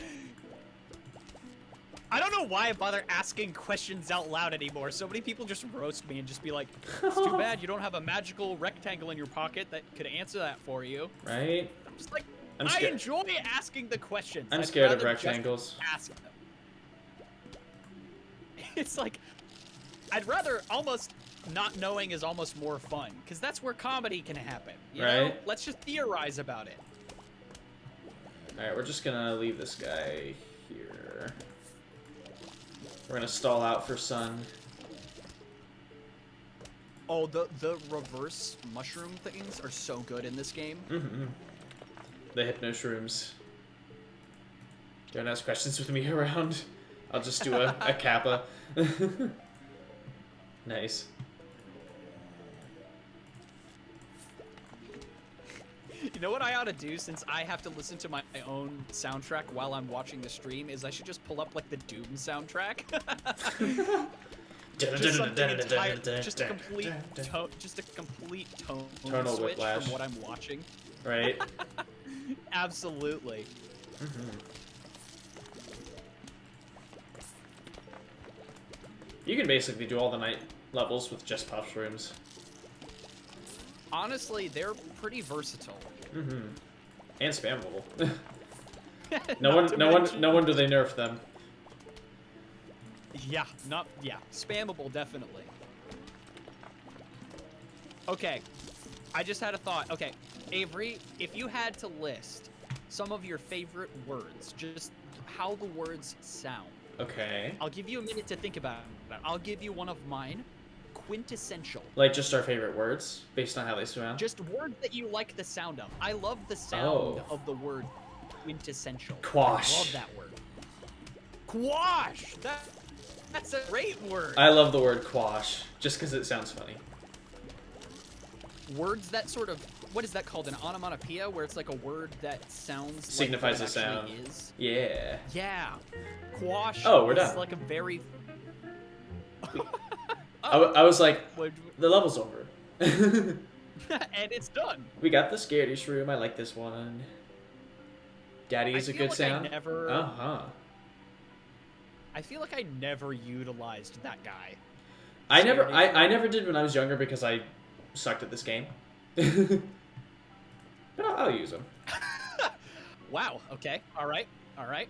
Nice little underhanded insult there. I like it. I like it. Well, I was just like, because I didn't understand that they're just like good to have in the back. I know what you mean. It was And- just really funny the way you put that. I mean, I had no trouble beating this game when I was Yeah, I a kid, didn't but like there are some things that's like. Yeah, I didn't have any. I never used the scaredy shrooms either. Back when I was an idiot and didn't know how to play the game. I know. That's sort word, of the way it goes. I know word, but I have no idea how to spell sploosh. I like sploosh. I wasn't making the comment Sploosh. based on you. That was at me. I know. It was just funny. All right. Yeah. Jugular. I like the word jugular. Ooh. It's a good word. Yes. Interesting theory. Shall we test it? Shall we test it? That's one of We those have like. to stop. That's one of those finger like chin scratch quotes. Yeah, we have to stop while we're ahead. All the quotes. We have to stop. Too many quotes. We could essentially only communicate through inside jokes, and we'd be fine. Well, it's funny because my roommate and I do that too, and so like, we'll be hanging out with my boyfriend or whoever, and especially because most of them are like gaming references. So we'll be with my boyfriends and we're just like hanging out and making these completely like nonsensical comments to each other, and they're just like okay, like because I'll look at him and I'll be like, cheese. And they're just like, what? I'm like, don't worry about it. Sploosh. Best sound effect. Have you played the Wind Waker? No, you haven't played any Zelda games. Okay, so I need to make an amendment. I was thinking about this earlier today. Technically, I played about 3 minutes and 30 seconds of Skyward Sword on a Wii that was in freaking Circuit City back when they were a thing. Nice. So there was like a display Wii that you could play on, and I believe it was Skyward Sword. Skyward Sword, yes, that is the Wii one. I think I played about 3 minutes of it. So technically, that one's pretty good. That much of one. It is a pretty good game. And it got re-released as with HD on Switch recently. Okay, about the Switch, can we talk about what they did with the Wii Sports they released for Switch? I haven't played it, but I've heard good things. Have you? I haven't really seen too much of the gameplay myself, so I can't really make a strong opinion on it. But people, well, it was the first thing that was weird to me is that it seems like the Miis weren't in the game, and I think they are, but they're not like the mascot characters on the box, which is weird to me. So, I don't want to be a negative Nelly, and you can be a negative Nancy instead. There you go. I'll be a negative Nancy here for a second. So I basically didn't hear any complaints about the gameplay. Like, on a technical level, it works fine. It's freaking Nintendo. It's a Switch game. It's fine. The problem that people said was the game selection. They, like, didn't add golf. They added, like, badminton, I think, alongside tennis. So, like, they already had tennis, and then you add badminton. Okay. Like, I just heard that their game selection made no sense, and all people wanted was a reskinned, like, updated version of the Wii Sports games. Right. Like, that's all you needed to do. It didn't need to be anything crazy. Right. I heard people say that, like, they didn't want the new Mii characters to look the way that they did. And yeah, I just heard that rubbed me the wrong way. Just wanted... Yeah, it was just like... I just thought they were gonna make like another one connected Wii Sports Resort combined updated thing, which would be awesome to have all the games together in one place on the new console. Definitely. But apparently they didn't do that. Negative Nancy is a phrase? Yes, it is. If you're a negative Nancy, you're being negative and complaining about things a lot. That is one of the many negative human names. The archetypes, I don't know. There might not be more, I'm not really sure. Or a negative Ned if you wanted to be anything. A male equivalent. You could be a contemplative Connor. You can literally just do whatever you want. You can be whoever you want to be. Don't let the world tell you who you are. Believe all the posters from when you were a child. They're true. Yes. Destroy the last grave, get that money! Decrease the value of our property. If we have graves in our front yard, I'm just saying you're gonna make a lot for that house. So here's the question: if a living person dies on property, it's stigmatized property, right? Yes. And the value drops. But if there's undead people that you kill, does it raise the value of your house? That's the question. It becomes astigmatized property. This property is confirmed for zombie killings. Excellent. I don't know. It's a good question. I know a song with that name. Oh, nice. What's up, Cloud Chatting? Hope you needed to take a walk in the sun. Ooh, enjoy. Thank you so much for stopping by and for chatting, Wolf. We'll see you later. Yeah, absolutely. Enjoy the sun walk. We're happy you were able to be comfortable and vulnerable with us on this journey. Absolutely. Dude. Golden hour walks are some of the greatest things that exist. Oh, yeah. Absolutely. They feed my soul. Be negative on me, wink wink. What does that mean? Gangaret, what do you mean? It means you take the picture of the username, you bring it into Paint, paint.net. And just inverse the colors. You just invert the colors. Magic. They'll never understand my secret. Oh my gosh, dude, I was listening to freaking Starbound music the other day. Oh, that is like power work music. Like, if you need to get shit done, yes. If you have like got a long list of errands, play the Starbound soundtrack and just go to town. The Starbound soundtrack is up there as far as like orchestral or instrumental things that Sweet have Dreams, ever been Sweet Dreams Annex. Yeah, it's amazing. Go to bed? It's amazing. Oh, we got a disco dude. or good nap, whatever it is. Yes. Yes. Rawr. Hey, Techie, how are ya? Hello, hello. Uh-oh, we got our disco guy. Mm-hmm. By the way, what is He was his shoes? He was originally modeled after Michael Jackson in the earlier versions of the game. Doesn't he have like, are his shoes like a fish tank? What's in his shoe?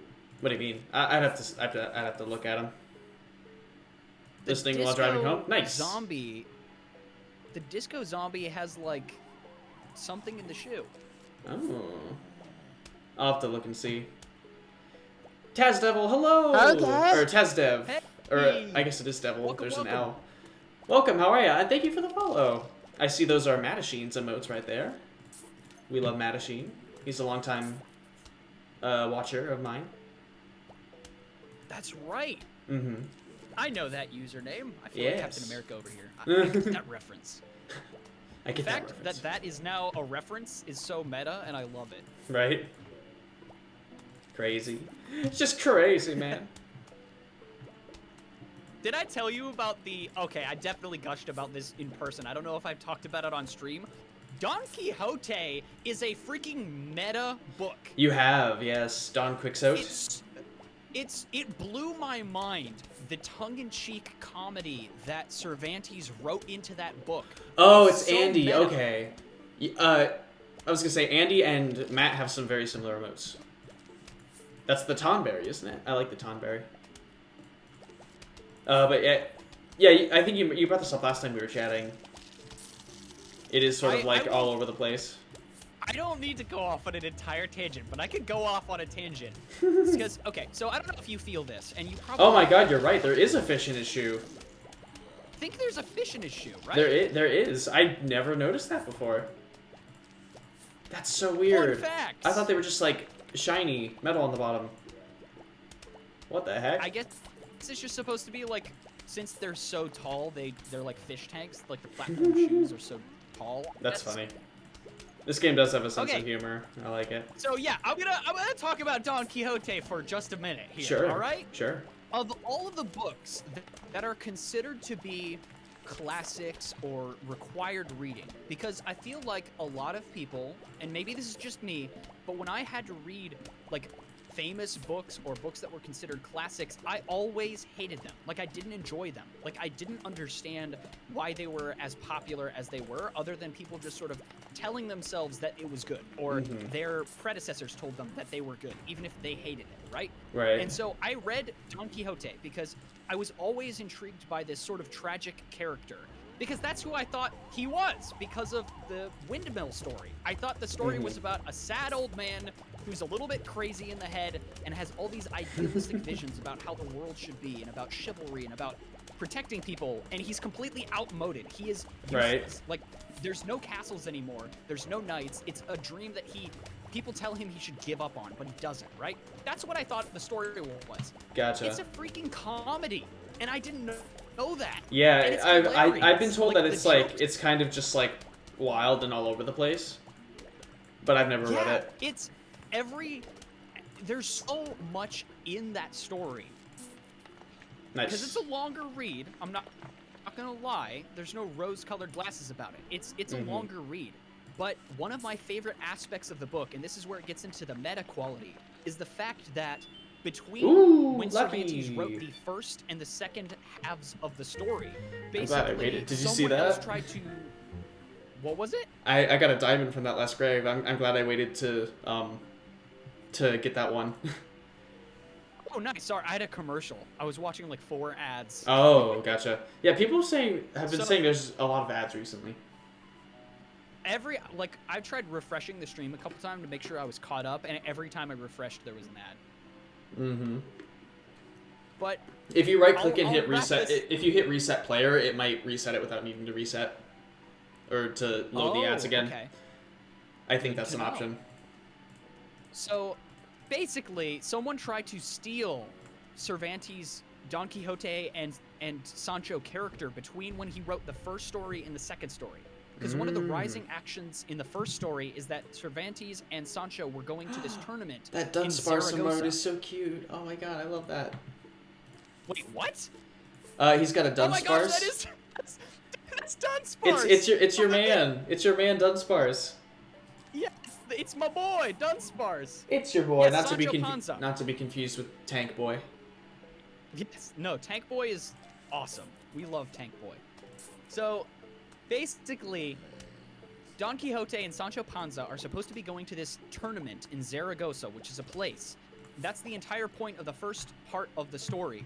And in between when Cervantes wrote the first and second Yes, I love part Dunsparce. of the story, basically someone tried to steal his characters and write a story about them getting to the tournament, basically.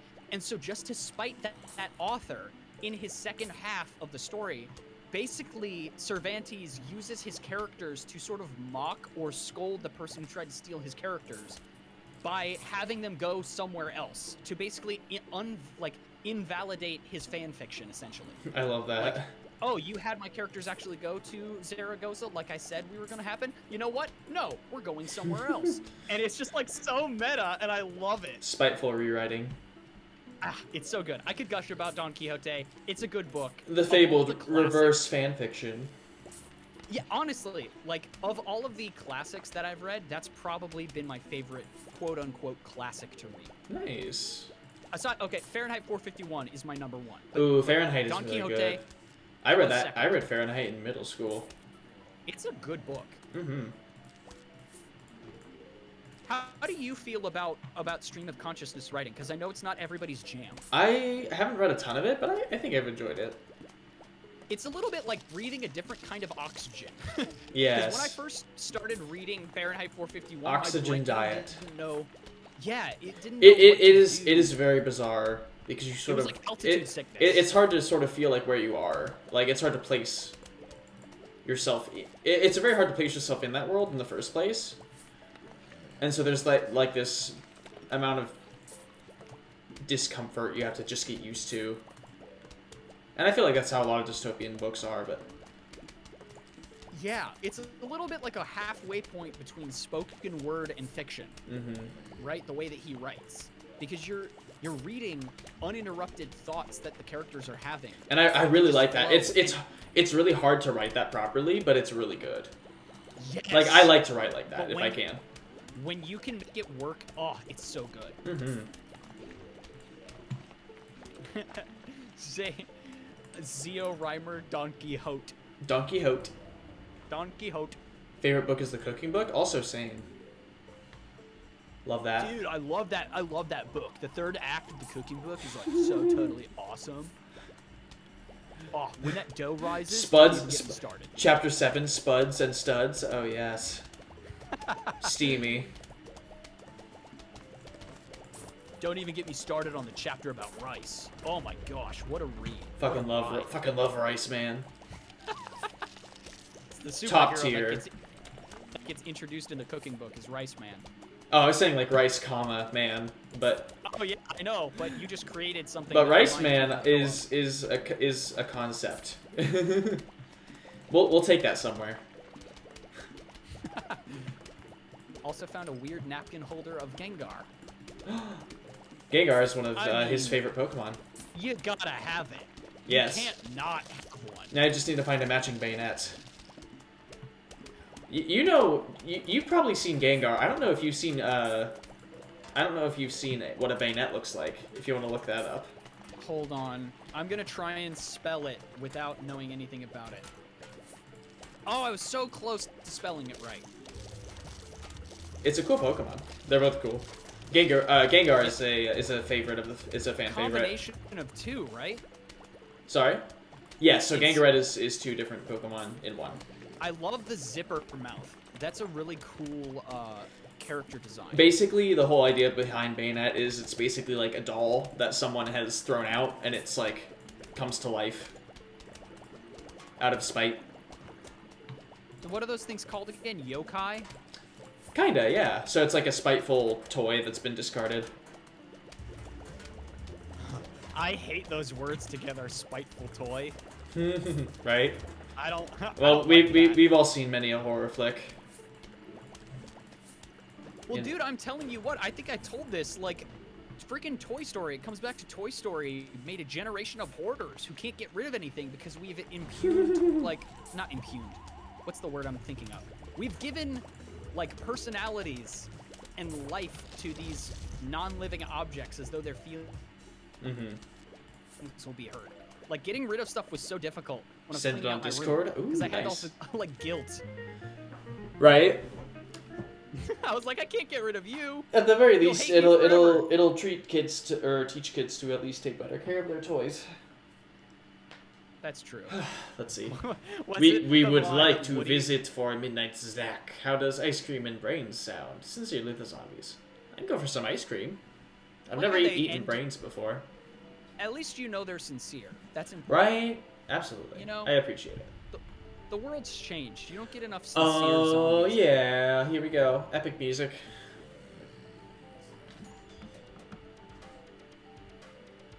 Oh, I'm so into this. Ultimate Battle is what this song is called.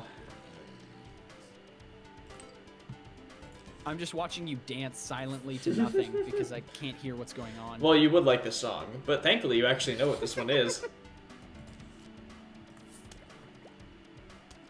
You know the secret. I know the secrets. I like how the Gravebuster looks in this game over the sequel. I'm trying to remember. It's like the weird thorn thing. Yeah, it's that like wraps around it. green kind of. I'll admit I was a little confused by like what's on the top of the stump. Are those leaves like ivy? Yeah, I think it's like ivy, because it looks like tree bark. Okay.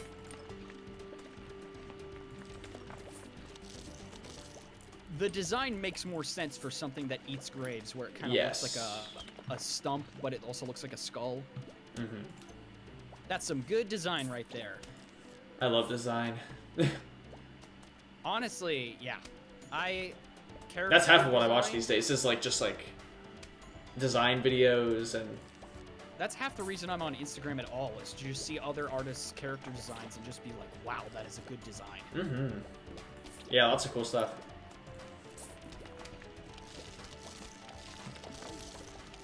Also watching zombies eat each other.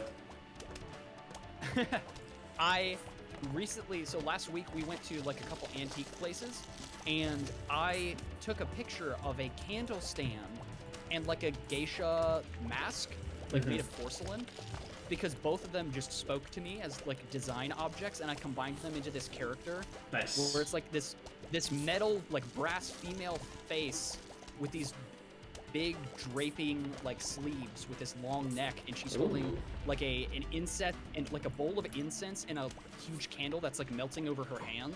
And I'm Nice. super happy with how it came out. That's cool. Yes, Max is on Instagram. If you want, you can plug that in the chat. Oh gosh. Okay, I'll just send my design one. Like the one that I do art on is this one. Just put it in chat. That's my artist one. Nice. I don't post on there super often. I'm trying to get better about that. I've just been very busy, and I'm trying to get into watercolors. And watercolors. So busy. Watercolors are freaking time consuming. They're fun, but to like set everything up, get the right lighting, find the right surface, it's a longer process than colored pencils. Oh, definitely. Why do I have like 40 Doom shrooms? You're saving up. I guess. You should get into drawing. Not complaining. I really want to. I just don't have like any time for new things, you know. That's true, but I feel like I do enjoy it when I do. I did some basic doodling for my a project I worked on for an event we're doing later. That was really fun to work on. I'd love to see it because I feel like you. I'll show you in. Well, I can show you the finished product. The doodles are very basic, like shapes, but. Oh, whoops! I actually I said the wrong one. Okay, well, okay. So I can delete that from chat if you want. Well, I don't care if people do that. They were gonna find it anyways. Here, hold on. Let me put. If you want to see my art stuff, it's here. I can't believe I did that. That was not on purpose. I was gonna say, I think the one that has draw in it. Yeah. Now that you say that that. was an accident. Yeah, that was an accident. That's my drawing one. There you go. If you, I barely post anything on my regular one, so that one's not even really worth following. But yeah, I feel like of all the people that I know, like in my friend circles, you would benefit the most on being able to draw your own creative ideas. Like, it is so rewarding. I would enjoy that. And you have so much cool stuff that I would love to see how you would render it too. That's a good point. And hey, just like I've always said, like, when you create an original character, no matter how crappy it may look, no one can draw your character better than you. That's true. Except for when I have you do drawings of my characters for me. Tisk, tisk, tisk. It still doesn't matter, because I'm sure it doesn't look exactly like what you envision in your head.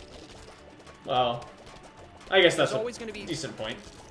Yeah, there's always going to be slight variations that would make it infinitely more you and more true to your original vision. True.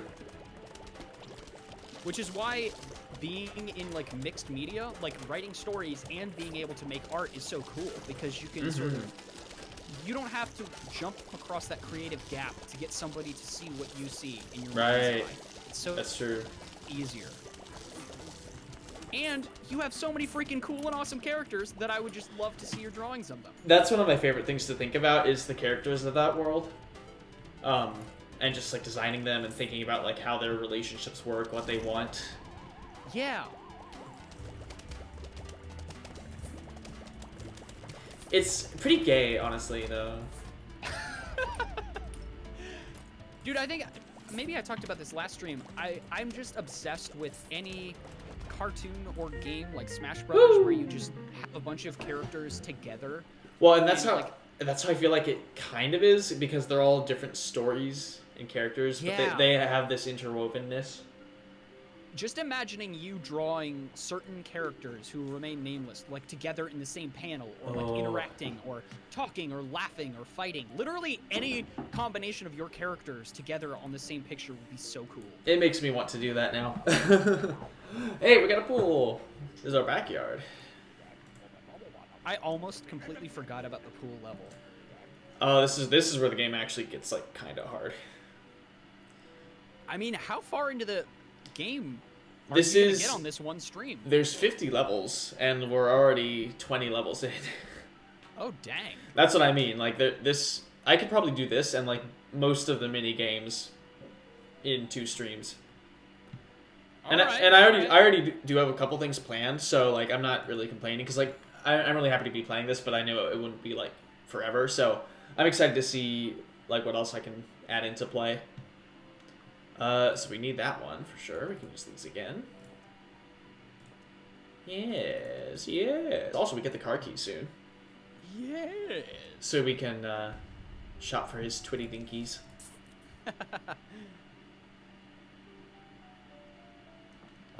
And this is one of the better songs in the game too. Watery Graves. Yeah, the music is so... Like, I feel like for a game like this, as simple as it is, they could have skimped out on the music, and people still would have liked the game. But the fact that so much effort and time was put into the music just speaks volumes. It does. Well, and it's so like dynamic too, because whenever you have like new... Like when you ever have a giant wave comes in, you got like added music to it, and like extra instruments come in. It's very fun. Indeed. Indeed. Indeed. All right, I'm gonna run to the bathroom and leave you with your viewers. Don't tell them any of my super secrets. That's fine. While I'm gone. I only tell them basic secrets, like none of the top tier ones. Good. All right, I'll be back. Do do do do do. Do do do do do. I love how they explode into French fries. It's amazing. Do do do. Do do do do do. Tell us his secrets. You know, honestly, nothing comes to mind. And it's none of my business anyway, if I'm being honest. But Even like those funny joking secrets, I'm not good at. Again, going back to what we were saying earlier, not good at coming up with things on the top of my head.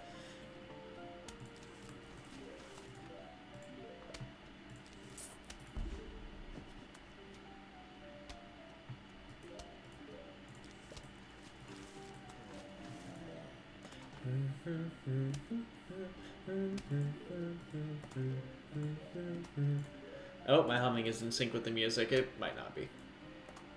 Guess we'll find out.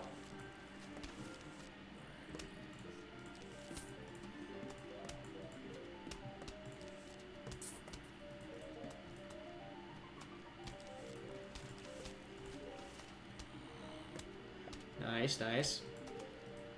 Gonna laugh a lot with the tissue box I found. Ooh. Oh, wait, is it the one you put in memes? Because I think I did see that, and that was hilarious. Like, if it wasn't my Discord, I saw it somewhere else, where, like, you get them, like, through the spikes. I think I saw that on YouTube, actually. Yeah, no, that's so funny. Very bizarre.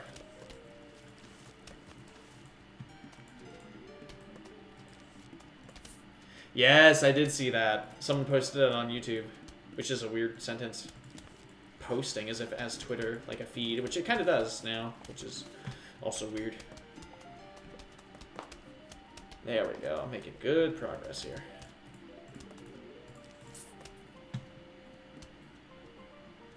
Is the Gangusi? Oh my god, the Gangusi. Oh.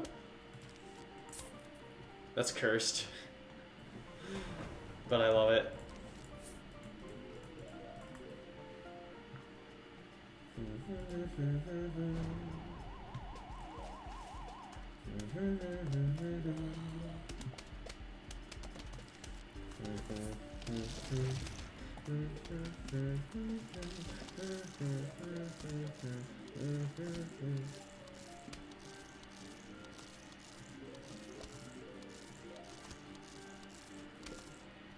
Nice.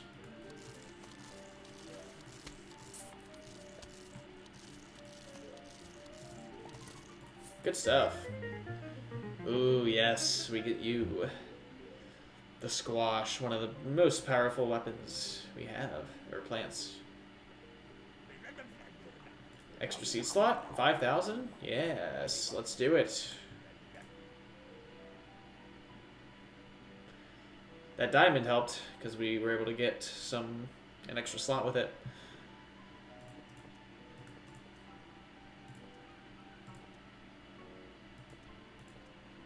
Nice. Remember my brother playing that game? Such good times. Yeah, it's a good time. I love it. It's a blast. Just got that really good feel to it.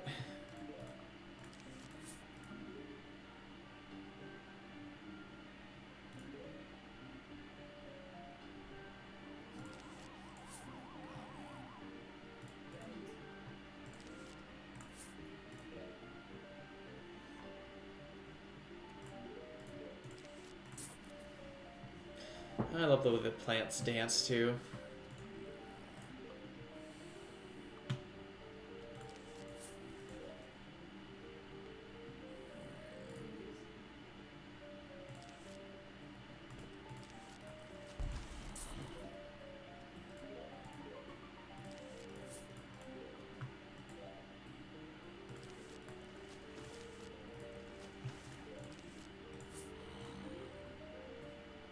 Now that I think about it, I didn't actually check which zombies are coming. Guess we'll find out. Favorite class from the game I play is gonna be get quality of life change. Ooh, yeah. That's always a really good time. I like it when people go back into games and either do like bug fixes or patch things and like just like make those little improvements that really help spruce up things and make them like smooth out the rough edges. We were talking about that during the Terraria stream. It's really nice when they go through and make those updates when they see them fit. Magnanimous. That's another good word. Ooh, yes. Welcome back.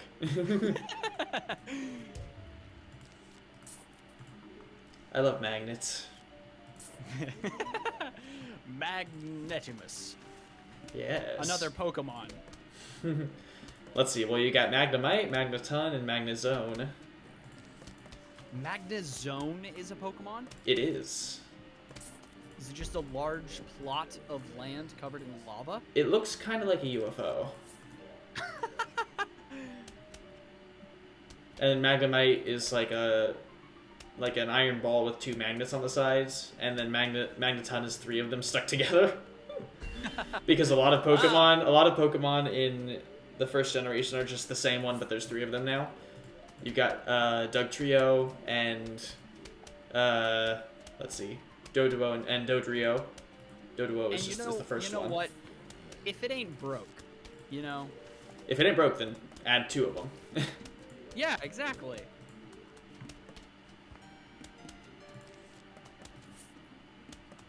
Let's see. The class has the best defense debuff for enemies, but for itself too. Ooh, very nice. We love to debuff. I'm like a debuffer kind of guy, you know?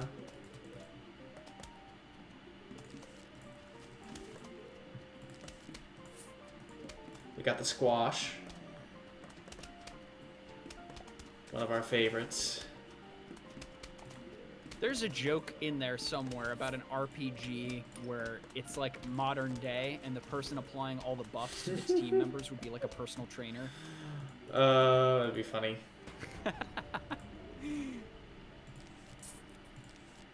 It's like meta. He's like, I'm more of like a debuffer. A debuffer.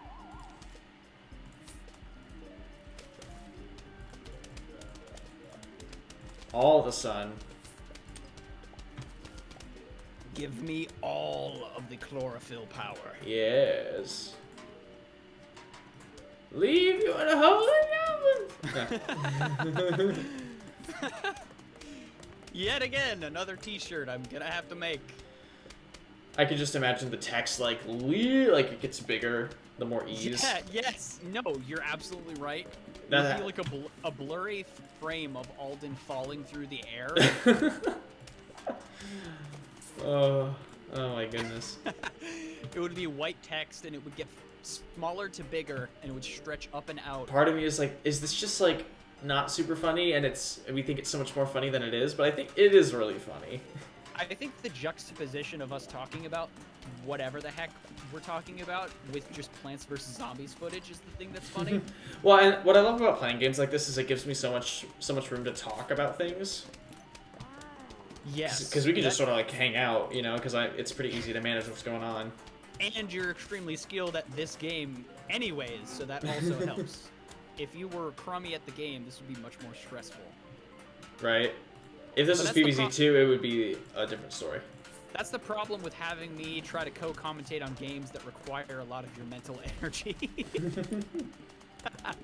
Well, I think it helps either way, because, you know, you can like hop in when I'm busy trying to kill Hades or whatever. I suppose that's true. Keep the chat busy, distract them from my blunders. Distract from your blunders. Or my blenders. All those dang blenders. Avery, every time we hang out, he's always trying to hawk these blenders that he found. How many do you have in your garage again? Well, they're just so nice, you know? I've got a few dozen. You know, timing, man. You remember that one time? Listen, you never know when you need a few spare blenders. Yeah, I remember that when you threw one out of the passenger side of the car at the working the drive-through at Cane's, and listen, I just felt like that probably wasn't the best time. What if she needed one? What if she didn't have one? You know what? I guess you're right. Or those art students who said that they were learning how to use Blender and you just threw one at their head. Right? Exactly. I'm sure he got that knowledge. Uh-huh. Hey, Mini Bro, hello. What's up? Hey, welcome. We got the three-peater, which I don't really use much. We got snorkelers. What? They are quite fun to have, like, a field of those, though. You have to admit. Yeah, it can be, but... Well, so here's my logic behind it. If you're planning one three-peater, you're probably going to put it in the second or fifth lanes, because they're right next to the pool, so you can hit the top, bottom, and middle. But if you're doing that, you can, like, unless you really need to save the space, which in these early levels you don't, it's the same amount of cost to put a lily pad down, so you have that option, and then put 3 pea shooters down. Gotcha. So, like, you're not saving any cost, and you're also spending more. Even if you don't do that, you're spending 25 more sun to plant 1 3-peater as opposed to 3 pea shooters. Right. So you think they just sort of added that as a lark, like, and they didn't really think about it? I think they have their use, because if you're doing a setup where you either, like, say you're using garlic, or you really want to make sure that you have extra space for shit, it makes a lot of sense. Because then you can have all the lanes covered. But, like, you don't get garlic until, I think, the roof or fog. So, that's a long time coming. I keep all of my garlic on the roof in case those dang vampires descend. That's right.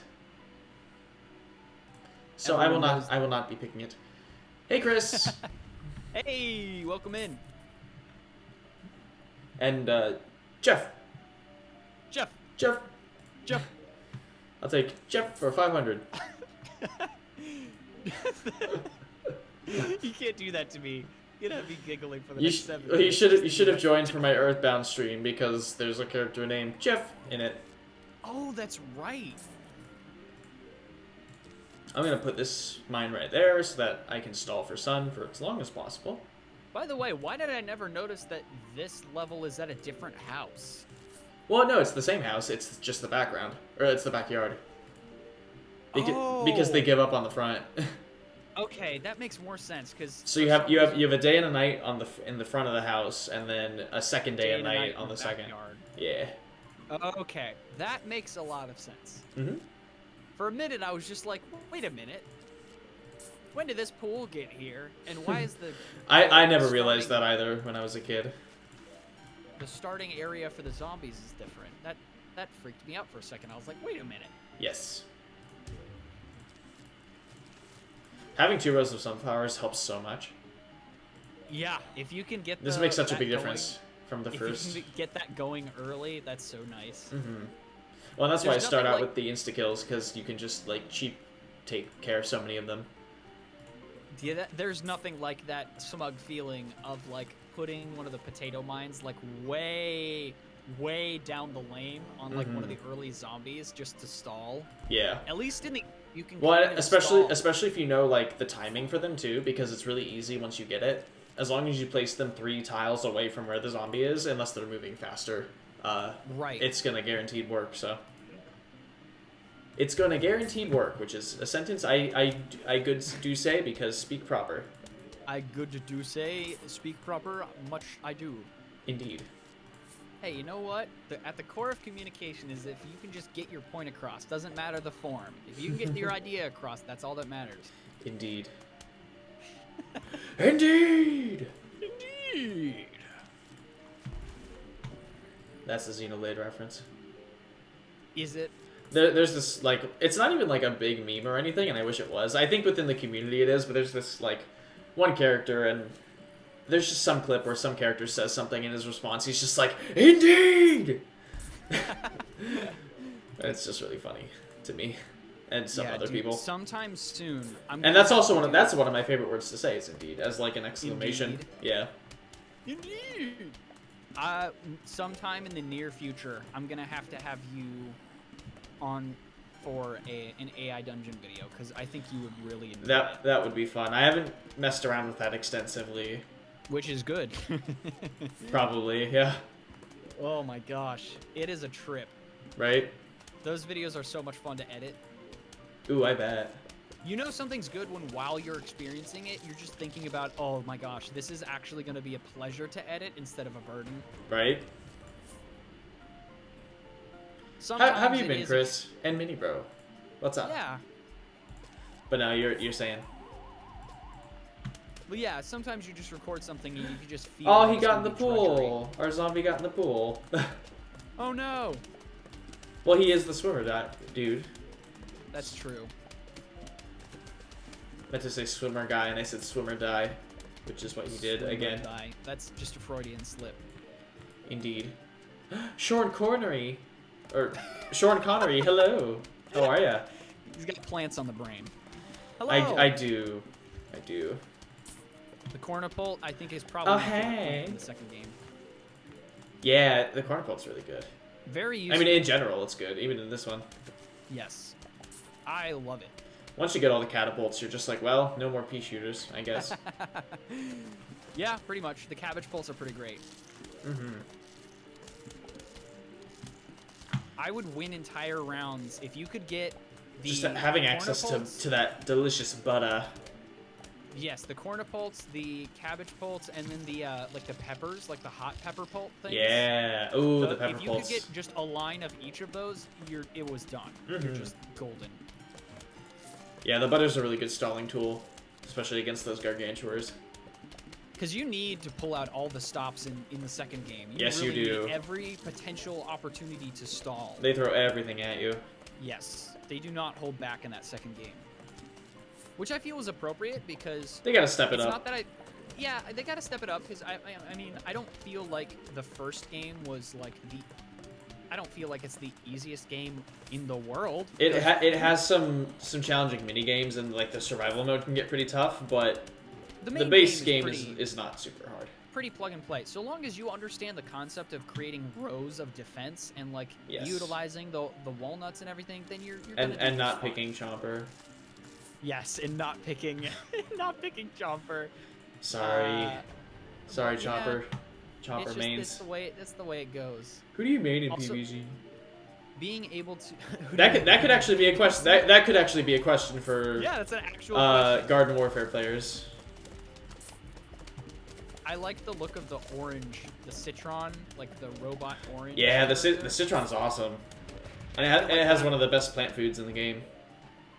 So Plants vs Zombies, the Garden Warfare thing, that was after. That was Xbox Overwatch, something. Right?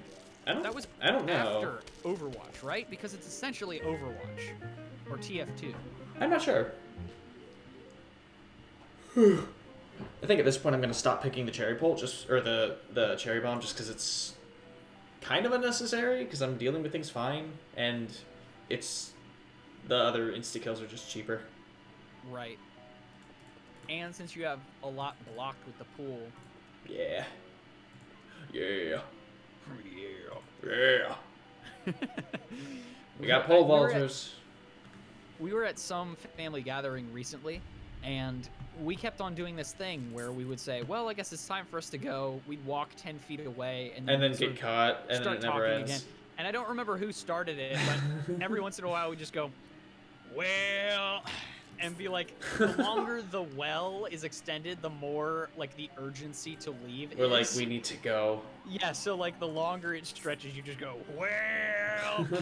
That's just like code now among our family that just means it's time to go. I love that.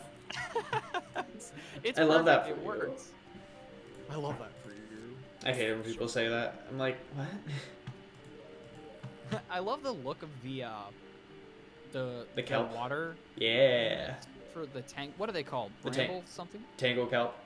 Tango kelp. There is a new plant actually based on brambles in the in 2. It's like a bramble bush. It traps zombies. Is it where they like walk through it and take damage as they do, or something? Yeah, well, so it'll actually like stop them in place and trap them and do damage over time. And apparently it's pretty overpowered, but I don't actually have it, so I don't know.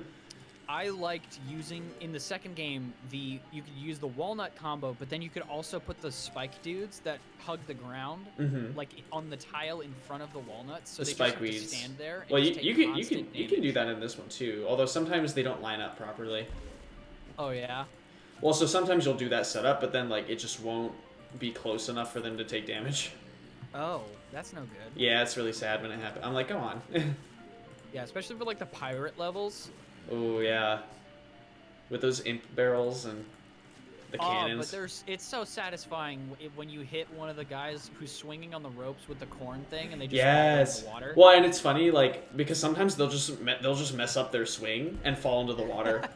It's like, okay, bye.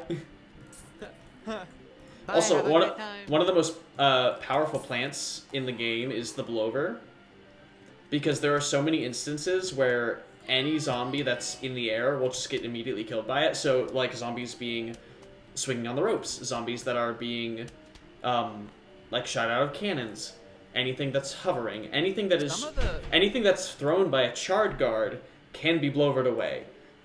So if you stack the zombies and then just do a blower at the right time with the charred guard, they just all get instantly killed. I tell you, some of the cowboy levels were legit hard. Like, oh, those are tough. Beach. Well, because they limit your space with those minecarts. PvZ's been really good. It's been fun. We're already like halfway through the game. He says. Avery's halfway through the game with his plot twist. Max is the one who's playing. Effort. I'm just like Statler and Waldorf hanging out. I mean, as if you wouldn't be doing just as well. You know. We were talking about the Wild West levels in the second game. I think the biggest thing for me that was irritating was it prevented symmetry for me, and I hate that. Yeah, it's frustrating. I didn't like not being able to have things ordered a certain way. Mm-hmm. I order things online. Through you played this game before? Yeah, it's awesome. This is a classic. It's a classic. It really is. Weird. Someone is slamming their doors. Jesus. There's a Splatoon-like Plants vs. Zombies. Oh, he must be thinking of like Salmon Run. Garden Warfare? Yeah, so there's like a zombies mode in Splatoon. It's not zombies, obviously, but it's called Salmon Run, and you basically like fight hordes of these aggressive salmon creatures. So I saw I think it's on YouTube trending right now. Splatoon 3 just got they just dumped a bunch of info on the game, and it looks really good. So correct me if I'm wrong. The first one was like good, and then the second one was like even better. No, the second one is basically an all-around improvement. Okay, The thing about the first game is that it was on the Wii U, so just like a lot of people didn't get to play. A lot of people didn't get to play it. And it was all the way back on the Wii U? Mm-hmm. It's still a relatively new IP, like all things considered, but I did not know that. Due to that, like a lot of people just haven't played it because it is restricted to the Wii U. But it had to have been like not long before the announcement of the Switch, right? No, it was probably 2015 or 14. Really? It's been around for a while, yeah. It's very good.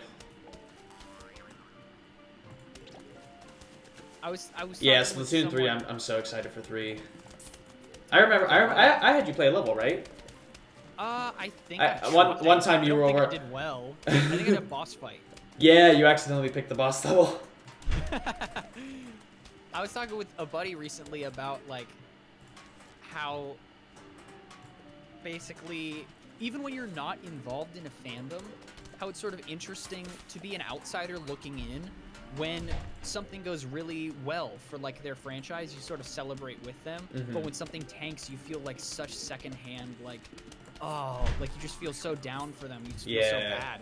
Like if there's something they're really passionate about, like I'll just give an example. Like when the final season of Game of Thrones came out, I have no connection whatsoever to that show. But everyone hates that it was horrible. Right. I felt so bad for the fans because as a fan of lots of different things, I totally get that feeling when like they just blow an opportunity, right? And you feel like, oh, this could have been so much better. It's like, so I don't know if you saw this online at some point. Recently, someone made a fan animation of Dragon Ball Z. Ooh. They did like a 12-minute short. Took them 4 years. Jeez. And every person who watched it was blown away and basically said it was better than the most recent Dragon Ball. And it got taken down. No, so they intentionally didn't make any money off of it. They decided they didn't want it to be taken down, so they did it for free. That's good. Which I'm glad. Well, generally a lot of things like that are usually like safe as long as it's partially derivative and if it's done again like not really for profit, obviously. Right. So it wasn't done for profit, but the thing that I was talking to this friend about was when are we just going to get to the point that the age groups are going to line up perfectly where all the people who are going to be taking on these old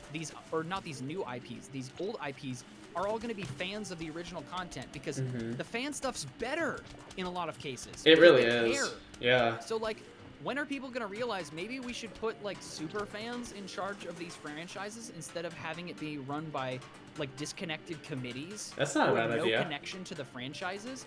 Because like this animated short, I gotta tell you, I know nothing about Dragon Ball Z, but the fight sequence was incredible. But it just looks that good. Yeah, it looks good. The voice acting was phenomenal. Like the animation was top notch, and it just like it made for an interesting little mini story. And everybody who watched it was like, "This is better than the content the actual company is producing right now." And it takes them so much time to do it, but also it's just like boring fights and just like not really good, and the animation's like weird. And this fan came along, spent 4 years on this project, and completely blew it out of the water. Right. I mean, it can be hard, though, obviously, for fans to have the resources, because, again, that took 4 years to make. Right. Yeah. But that's still really cool. Just sort of imagining if that guy had his own team and, like, the actual Dragon Ball Z people just, like, gave him the... Well, and I love it because, like, sometimes companies or studios will, like, enable people to do that. Like, stuff like Sonic Mania, like, that's basically a fan-made Sonic game. Really? But it's official. Yeah, so, I don't know if you know the story about it, but basically, the person who made that was responsible for basically making phone ports of Sonic 1, 2, and CD. And so the people who make, like, it was basically entirely fan-produced. Wow. By some passionate ROM hackers within the community. That's they incredible. Like, they remade the physics with a new engine. They created everything. And Sega was like, okay, let's have you guys do this, because Sega themselves apparently can't make those games anymore. So, it was amazing. And Sonic Mania is so cool. I don't know if it's just like a pride thing or what it is, but like, get fans involved in the creation of this stuff and it'll just be better. Right? Crazy Dave's Twitty Dinkies! Woo! Alright, we'll buy the pool cleaners for emergencies. I don't really think we need anything else. Yoku, what's up? Yes, Hey, Splatoon and Earthbound. Very good games. Absolutely. Our prices are unbelievable. We're doing the defend your shins. Yes, he said it. You've heard me say that, right? Defend your shins. I randomly just scream that sometimes. That's from this. Because the zombies are small now for some reason. Wrapping up work? Nice. Awesome. Avery, is this what you see when I come to visit you? If I can see you. Like a miniature zombie inching across a lawn? If I don't miss you. If I don't look right over you. Yes. Roku, hey, can we get a shout out for Roku Sasu? Sure. Thank you. How are you, buddy? We love wrapping up work and just being done with that. Yeah, I feel like you sort of timed your stream perfectly with people getting off work today. I try to. It's a good time in the evening because I obviously can't stay up super late, so it's like a nice sweet spot most of the time. I forgot in this level they only give you like 2 pea shooters. Well, I'm sure for a lot of your viewers that's a... Oh, you're holding up? Awesome. Yeah, PVC's been awesome. We're just, you know, chilling. I got Max with me. We're hanging out. Yo, yo, yo. It's probably a nice sort of detox for people when they get back from work. Is watching the stream. My lovely voice. Yeah, it's low-key. It's enjoyable. Chill. We're chill here. And I just gotta prop you up here for a second, because like when you first started streaming, it's not that you were doubtful that you would go well or something, but there were mishaps. Well, not just the mishaps, but just in general, like the viewership. Before you had like a solid base of viewership, and I just wanted to reinforce the fact that because of your sincerity and your personality, I just knew that people would flock to you. Oh, Like, thank you. I just knew that was gonna happen. Like there was no doubt in my mind. You're making me blush. Well, it just made a lot of sense, and I'm proud of you for sticking to this creative project for so long. Oh, thank you. That's difficult to do. You've been on your grind, and I appreciate that. I love me some grinding. Hey, Anley, how are you? Welcome, welcome. I'm doing wonderful. Just playing some PvZ. It's just we're just making bug noises. what did I say earlier? Piantas and boomers. Yeah, Piantas and boomers. Piantas and boomers, my favorite RTS. Donna, hey, hello. Welcome, welcome, welcome. Welcome to the PvZ land. Welcome to PvZ. PvZ. Oh, we got Bug too. One of your favorite games of all time. Yeah, it's awesome. We're already like halfway through, and we just started playing. Avery's just mowing through it. Pun intended. I do like to mow. Just See, got back look, from work. look, Nice. Avery. Yeah, everyone's getting back from work. Oh my Everyone's god. getting back all at once. Thank you all so much. Do all of your fans work at the same place? Apparently, well, we've got a whole we've got a whole variety of time zones here. Jalapeno. Wop. We got the jalapeno. The jalapeno. But I'm doing wonderful. Just having a fun Thursday, almost the end of the week. I can't wait for the end of the thingy. What do you call it? The week? End of the week? The thingy. Well, so I have some creative projects I need to work on, so I can't wait to, like, be done with work and everything for the week so that I can just, like, chill the fuck out and hang out and work and get creative. Heck yeah. I'll just show you the picture from last week, because I did I worked on a logo and a poster for an event that we're hosting later this year. And I don't... saying it straight, the poster is not exactly your thing, but I can still show it to you if you want later. But the logo was really What'd cool. you make it with? I'll show you the picture. I had like I think I posted the poster in the Discord. I'm not sure. If not, it's on one of my Instagrams. But let's see. Been lurking, putting dinner together. Ooh, nice. What are you making? You should throw your Instagram in the chat. Well, so my Instagram is in the top corner at Sir Oh, Lefty there you Twitch go. TV, and same thing for Twitter. Those are both of, and I have Pup Rusty also has a Twitter and Instagram, but I'll let you find those yourself. So what was I saying? Shit, I'm missing it. The event? Yeah. So I did a logo based on. It's kind of like a parody of the Stranger Things logo. For the title of the event, because we're basically hosting one of the events at the local nightclub, and so it's called the Dark Dance, and that's gonna be in October, and so we're gonna be. So I made the logo and I made the poster last year, and I did the poster again and also did the logo. Nice. And so I had like but like sketchbook in the front. One screen had like reference material, other screen had Photoshop with like my rulers and my measurements and because I had to like measure the size of the logo and everything. Right. Is it spoopy? Not really. It's more of just like a sort of like just fun, all-inclusive kink / whatever themed dance. Like, you know, we want to be all-inclusive. We want people of all types to come, and we want to support especially like the more marginalized groups of the LGBT community. We want everybody who's coming to feel comfortable and that all are welcome. So that's sort of what we're going with. So I'm really excited. It'll be fun. But yeah, so that's what I've been working on. And so we're doing 2 more posters, and we also need to work on another logo for merch that we're going to be selling. So I need to get on that because poster and logo work is a very... It's hard. It's often overlooked, and it takes an insane amount of skill and pre-planning to get it right. It does. It worked out because I already had an idea in mind for what we wanted, and I did the same thing last year, but like it's so much fun to do, and I can't wait to find time to sit down and do it. I've just been so busy. Dude, half the fun of those sorts of creative projects, or just creative projects, specifically like drawing stuff, half the fun is the prep, like the pre-sketches and like... Oh yeah, well, I and live for that. like it's important because like given that I've worked with clients and being trained like in this in school, like you have to know how to work with clients, and it helps because your client has to know what they want because they need to give you direction. Because if you're working with a client who doesn't know what they want, it's not going to turn out good. So it's good at like... It goes both ways. So you have to sort of work with your client and, again, have a strong idea of what you're looking for.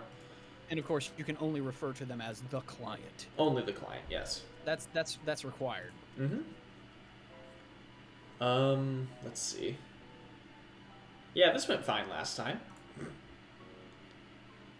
We're not going to go with pea shooters just because I think we'll be okay. This is gonna kind of be a gamble, but we'll see. You're a mad lad. I am a mad lad like Bowser Jr. What friggin' level are you at already? 36. We are Holy we are moly. 26 levels in. Which is the name of my my first mixtape. 26 levels in.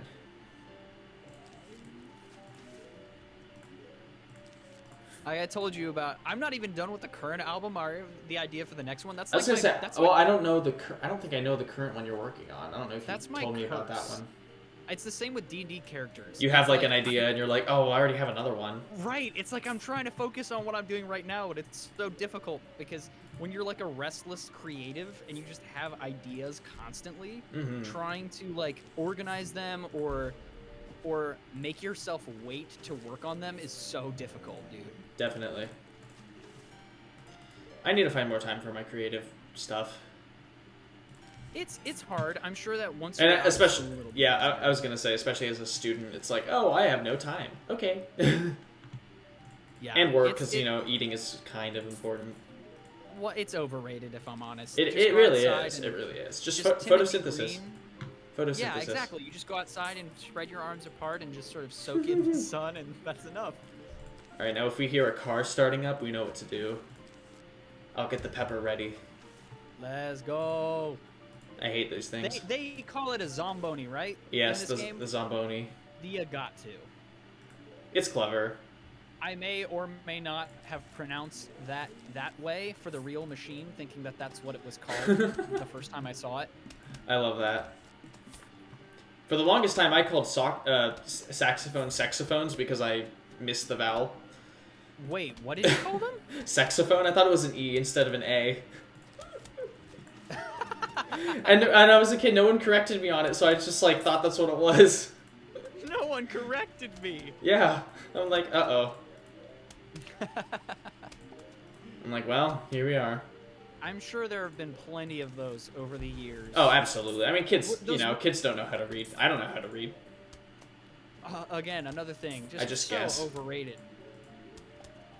That's one reason I've been really into audiobooks, because I have no time to actually like sit down and read stuff most of the time, so it's been enjoyable to just like listen to something at work.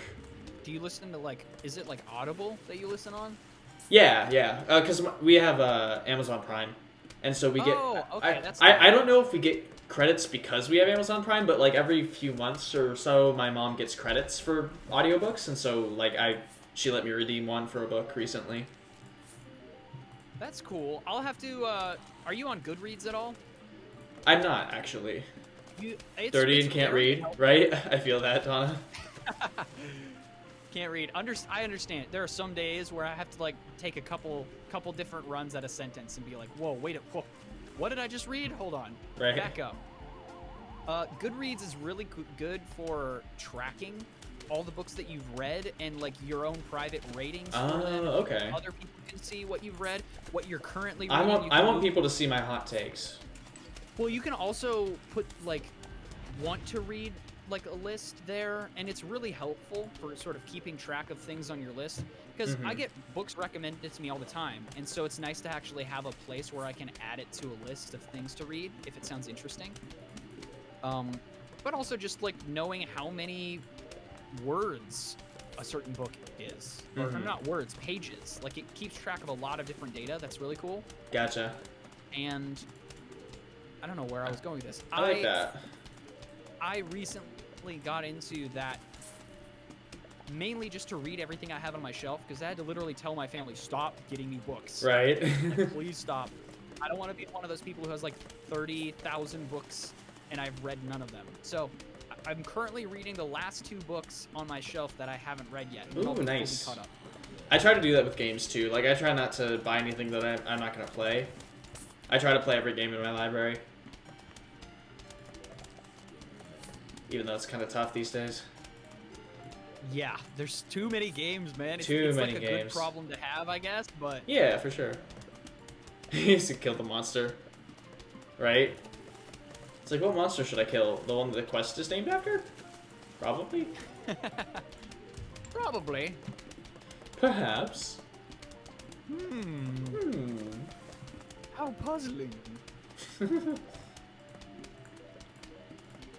I think next time they're gonna throw in the dolphins, Oh gosh. which I are almost forgot. also zombies.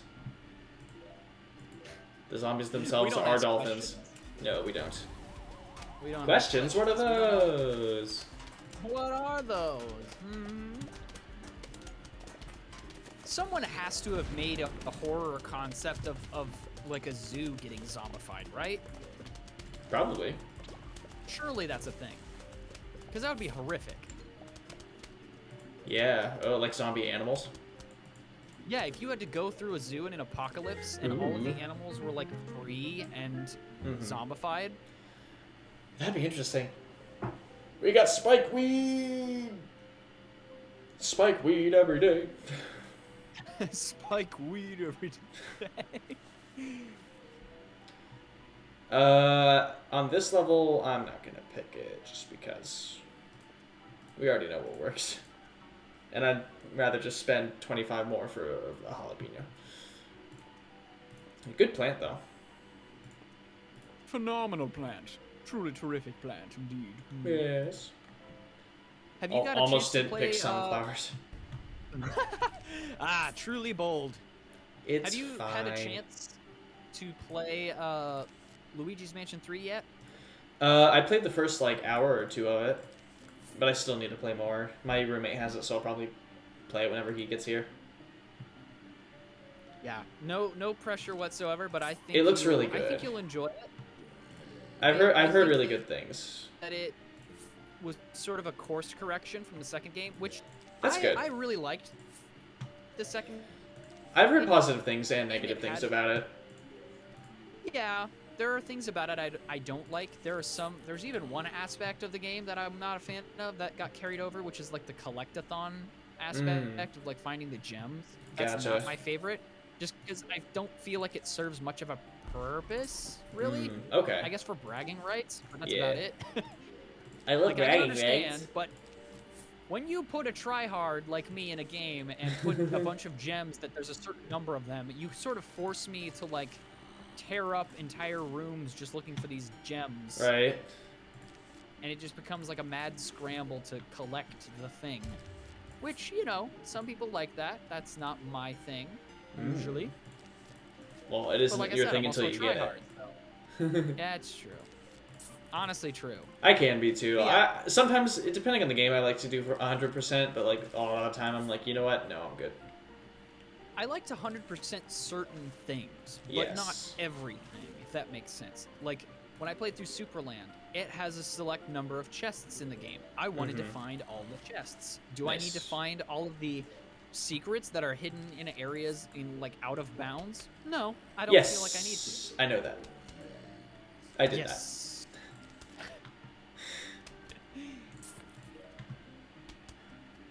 Oh my goodness. I'm, like, right on the edge of being a completionist, but not quite.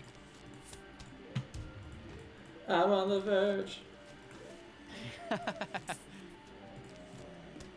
Whee! Dude, I hope Owl City releases a new album soon. Right? I I've don't been know. waiting for so long. Is it confirmed that they're still making music? I'm not really sure. I mean, they did their amazing remix of All Star. I'm sort of hoping that that's kind of like a A sign signal. of things to come. I'm really Yeah. hoping so. I don't know that for a fact, but I hope. Right? Oh, hey, this isn't his balance. Woo! I love that.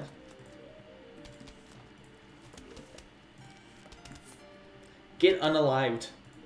Lol. Get unalive. Got him. Phew. Got 'em.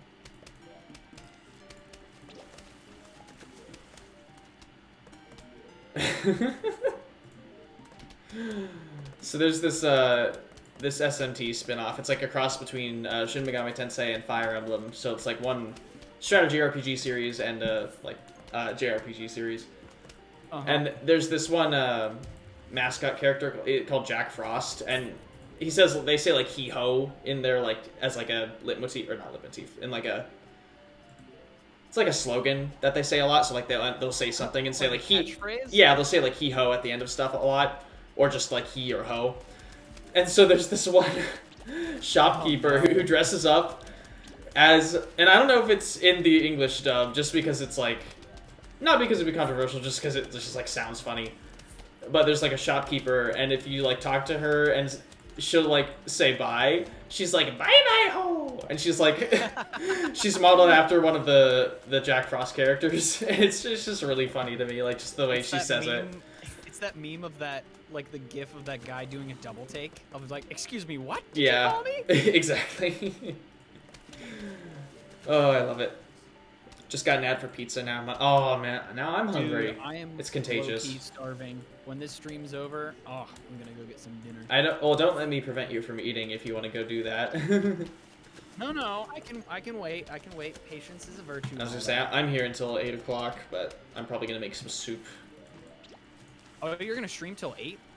Yeah, I do 8 on Tuesdays, Thursdays. You don't need to. I was gonna say if you want to leave at 7, like you are more than.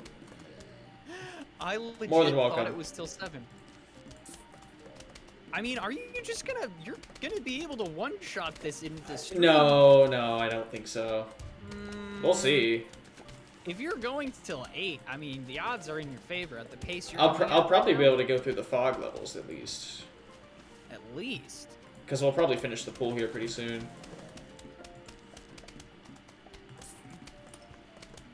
The fog levels do take some time. They're a lot slower. There's just like me. There's one game that I'm thinking about playing on the channel, because I wrapped the 2 different games I was playing, both finished. So Outer Worlds finally finished after like 72 episodes. Oh yeah, nice. And Haiku the Robot, which is like a Hollow Knight clone, which was delightful. I freaking loved. I've heard really good things about that. It's like a 15-part series. It was adorable. It was awesome. Aww. I was trying to figure out what I was gonna play next. So I think my plan right now is to do the first Portal game. Ooh, Portal would be really good. That's a really good, because it's not a super long game, but it's a good time. Exactly. And then after that, I think I might play a game called Eastward. I think I've heard of that. The art looks gorgeous. Hey, there's the sled team. Goodbye. Bye. The whole story just looks really cool. It seems very story-driven and text-heavy, which I'm not afraid of. And like, I don't know, after Portal, which is a very skill-based... Roku likes it. I think Roku's been playing it, actually. That's where I've heard it. I was like, someone I know has been playing this game. There you are. Okay, so yeah, my plan, I think I want to play it, because just everything about it looks really good to me, because... So I read some of the Steam reviews, and some like hardcore sweaty gamers were like, it's not that hard. And my thing is like, does it have to be? No, yeah, that's my thing, is like, I don't understand, like, I don't know. That's just me. Because some people really like try-hard games that are super difficult and like the puzzles are hard. But, you know, I'm fine with a game that's comfortable in what it is, and it doesn't need to be like super difficult. Right. Because I don't know. Maybe that's just me. Especially a game that's more focused on story. I don't feel like it has to be super difficult, because you're gonna get a linear story anyways. So, right. like, I don't know. I don't feel the pressure to perform super well at these crazy puzzles. So I sort of figure I'll do Portal. It's like the writing of Earthbound with Zelda gameplay. Ooh, okay, that sounds amazing. Yeah, that's what I heard. And so that's I'm gonna why have to add that. by it. I'm gonna have to add that to my list. I think it would probably be a very good game for you to stream, Avery. It looks very you. Ooh. I was about to say, I like things that look me, but that is very vain. I heard that there's like a game within the game that is essentially like an Earthbound bonus game that you can play. Ooh. We got Torchwood. Now we're even more powerful. Let's go. Woo. Oh, Totally. I love this thing. I will. I think I will. So yeah, after all that endorsement, I'm definitely going to check it out. I think I'll probably end up doing that after Portal. Portal's going to be like a little palate cleanse. We got dolphins. All right, I'm going to add that to my list right now. Houston, we've got dolphins. Oh, it's called Earthborn in the game? Oh my goodness, that's awesome. Okay. Adding this to my list. Eastward. Maybe I'll play it on stream. I'll put it this way. It looks so freaking good. I'm excited to make the thumbnail templates for it. I'll put it that way. Ooh. And Like, we love thumbnails. I'm so excited at the prospect of playing it. I can't wait to start working on the templates. Like it looks that cool. Eastward is on Switch? Okay, perfect. I was gonna say, because if it's on Switch, then I can easily stream it. I'm wondering, because I think it might have come out in 2021, maybe? Okay. So when things were still in a little bit of a COVID haze. Yeah. And so I think it just sort of got sort of passed over. Oh, nice. Very underrated. Okay. Well, when did it come out? When? Yeah. I'll have to, hold on. I'll find it. I Because feel like it was 21. Okay, I was gonna say, is it like an Among Us scenario? $25? Oh, that's perfect.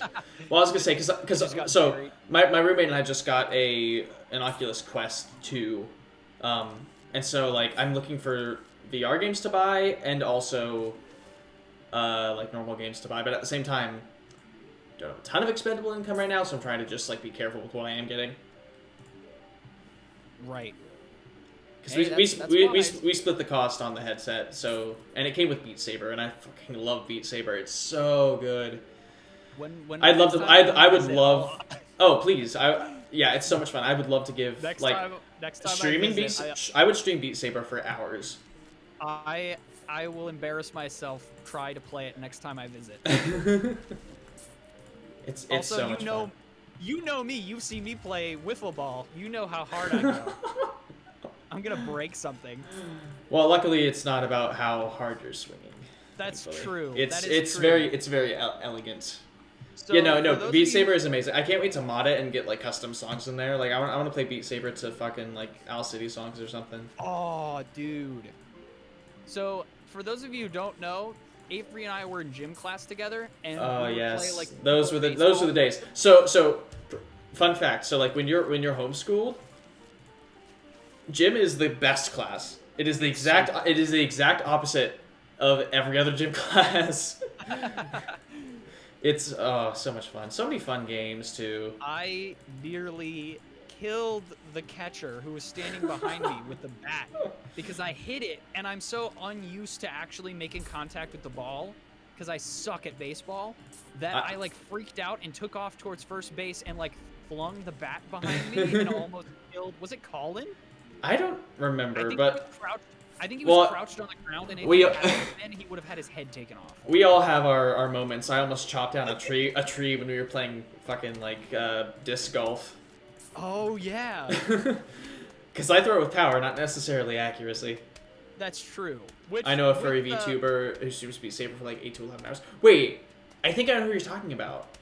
8 to 11 hours? That's a long time. I'll play that game for like an hour and I'll get sore. Like because it's a workout for your arms. Your arms and I played Punch Out. And you're standing for that whole time too. Zach tricked me into playing Punch Out for Wii for like 3 hours one week, and the next day I went into work and I was sore for like the next 2 days. Homeschool P is like Wii Sports. I got to like the final character. Yeah, it's tough. Homeschool is like Homeschool PE, Wii like Sports. Wii Sports. That's awesome. All the blank faces of the me characters standing behind the person bowling. Right. Oh, I have this video I have to show you now. It's like I think it's just called. It's like a TikTok, and it says we bowling be like. Oh, is it just like real people enacting it in a bowling Yes, alley? and it's so good. They even do like the Easter egg when you throw it backwards. Of course, you got to. You have to. It's like whoa. We just can't not talk about bowling. Between the bowling in the game, between your grandma feeding everyone. Oh yeah, that's the other meme. Yes. My favorite one is still the baseball, just at a random time. Dolphins. Say, that's the game. That's the game. Where it's just like something abruptly ends, or someone just gets. Oh my goodness! No. All of a sudden. When I play, that's funny. When I played, it was like right when the Wii was new, and Jared and I'm not even joking. We were probably like 7 or 8. We played that. So we played it at his birthday party, and. Like everyone basically, I don't know if everyone created Miis, but like a lot of people had Miis, and we basically I think everybody did. So we basically made a Mii for every person, put them all on a team, and then swapped out that every time that Mii went up. Oh, And that's so really cool. and so instead of making it like a 2-player game, it was like we involved like everybody, That's really smart. and it was really fun. So I think it was That's my first time legitimately fun. playing on a Wii. There's like what, 8 people to a team in Wii Sports Baseball? Something like that. I think it's like maybe 4 and 4. Well, I don't know. That's not. No, of course not. That's not. I feel like it's. It's not 4. It's not 4v4 in baseball in real life. 2v2 me on baseball. 1v1 me on boxing. Everybody knows the cheat. You just dodge constantly, and the AI will just miss and give you the slow-mo punches every time. It's so great. Right. Wii Sports was just so good. Wii Sports and Wii Sports Resort. I think that's why most people. I haven't played Resort very much, but Resort's what I have of it is been very fun. It's so much fun. The fencing ones were my favorite. Yeah. Just fighting waves and waves of Mii characters was just so much fun. That pro clicking strats. Don't eat my Confirmed, Avery torchwood. has an No. auto clicker. Ah. He ate my This torchwood. is where we find out the secret truth. The tallest of nuts. It's the tall nut. It's him. It's super easy to mod. Okay, awesome. This low key is probably one of my favorite plants in the game. The tall nut. Mm-hmm. It's extremely useful. Because in this game, like nothing's getting past this thing. All right, this is probably one of the hardest levels in the game, because they're throwing everything at us. Oh boy. I feel like my game is lagging so much on this screen, which is bizarre because this is Plants vs. Zombies. I'm not gonna say anything. Not gonna say anything. Not even gonna mention it. It's not even worth mentioning. Indeed. Indeed. No. Let's see. Sure. Let's rock. Let's rock, man. Let's go. Okay. Yeah. Nice cock, bro. Yes, Roku. That's exactly what we were saying to each other in homeschool. Yeah. Well, that's the in the locker rooms that we didn't have. Yeah. No, that's the Wii bowling meme, where instead of for golfing, when you hit a really nice shot, on. It shows up on screen like nice on. There's a meme where it's that instead. That's funny. Again, it's just that text and that font and that voice that kills me. You could put literally anything there and it would be funny. I have most of those sound clips. I have most of those sound clips downloaded for personal use in videos. For my for my own use. I've got to get a new editor, man. I've been using Power Director for so long, and it's such an older version of Power Director too. I just don't want to spend money. Yeah, money is one of those things that's stupid.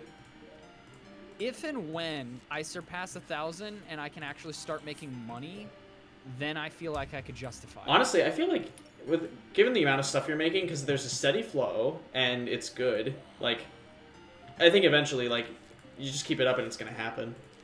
Yeah, that's kind of been my mentality, is just sort of be consistent, because that's one of the biggest things. Yeah, I mean, same thing with Twitch, is just like being as, yeah, like you said, get your consistent with schedule it. And you put out a certain quality of work. Like, your streams are really good, so like a certain dose of chaos that people enjoy tuning in for. So it's like it's twofold, right? It's the structure That's a lot of the folding. schedule alongside the quality of the content. Yes. I feel like it's like mainly those two things. Quality in when quotes. people click on your stuff, they know what they're getting into because of the consistency. But then also beyond that, they know that they don't have to worry about, like, is this stream gonna be a nightmare mess of everything going wrong and like you can't hear the person talking, like, right. You instill a certain level of confidence after a while. Yeah, it took a while for me to get really comfortable with streaming, but now I feel like I'm just like, chill, doing my Hanging thing. out, talking to buds. Yeah. Online with the boys. With the boys.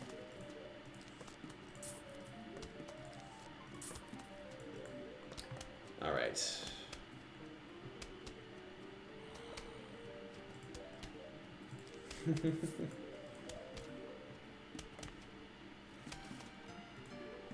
Yeah, we're definitely going to Fogtown soon.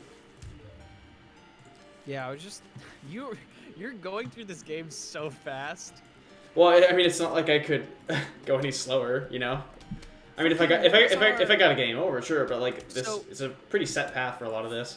When we played all the way through Luigi's Mansion, do you remember what our final time ended up being? No, but it was probably a 4 or 5 hour stream.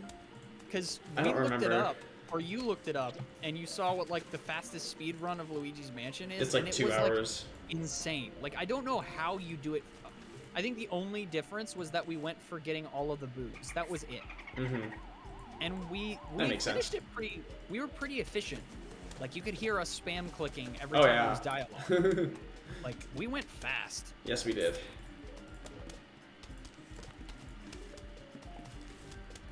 I wonder what the play time of the third game compares to the first one. Let me look that up. Ooh, yeah, that makes me curious too. Because now I have to think about like the time investment with games. Let's see. Ba-ba-ba-ba-ba.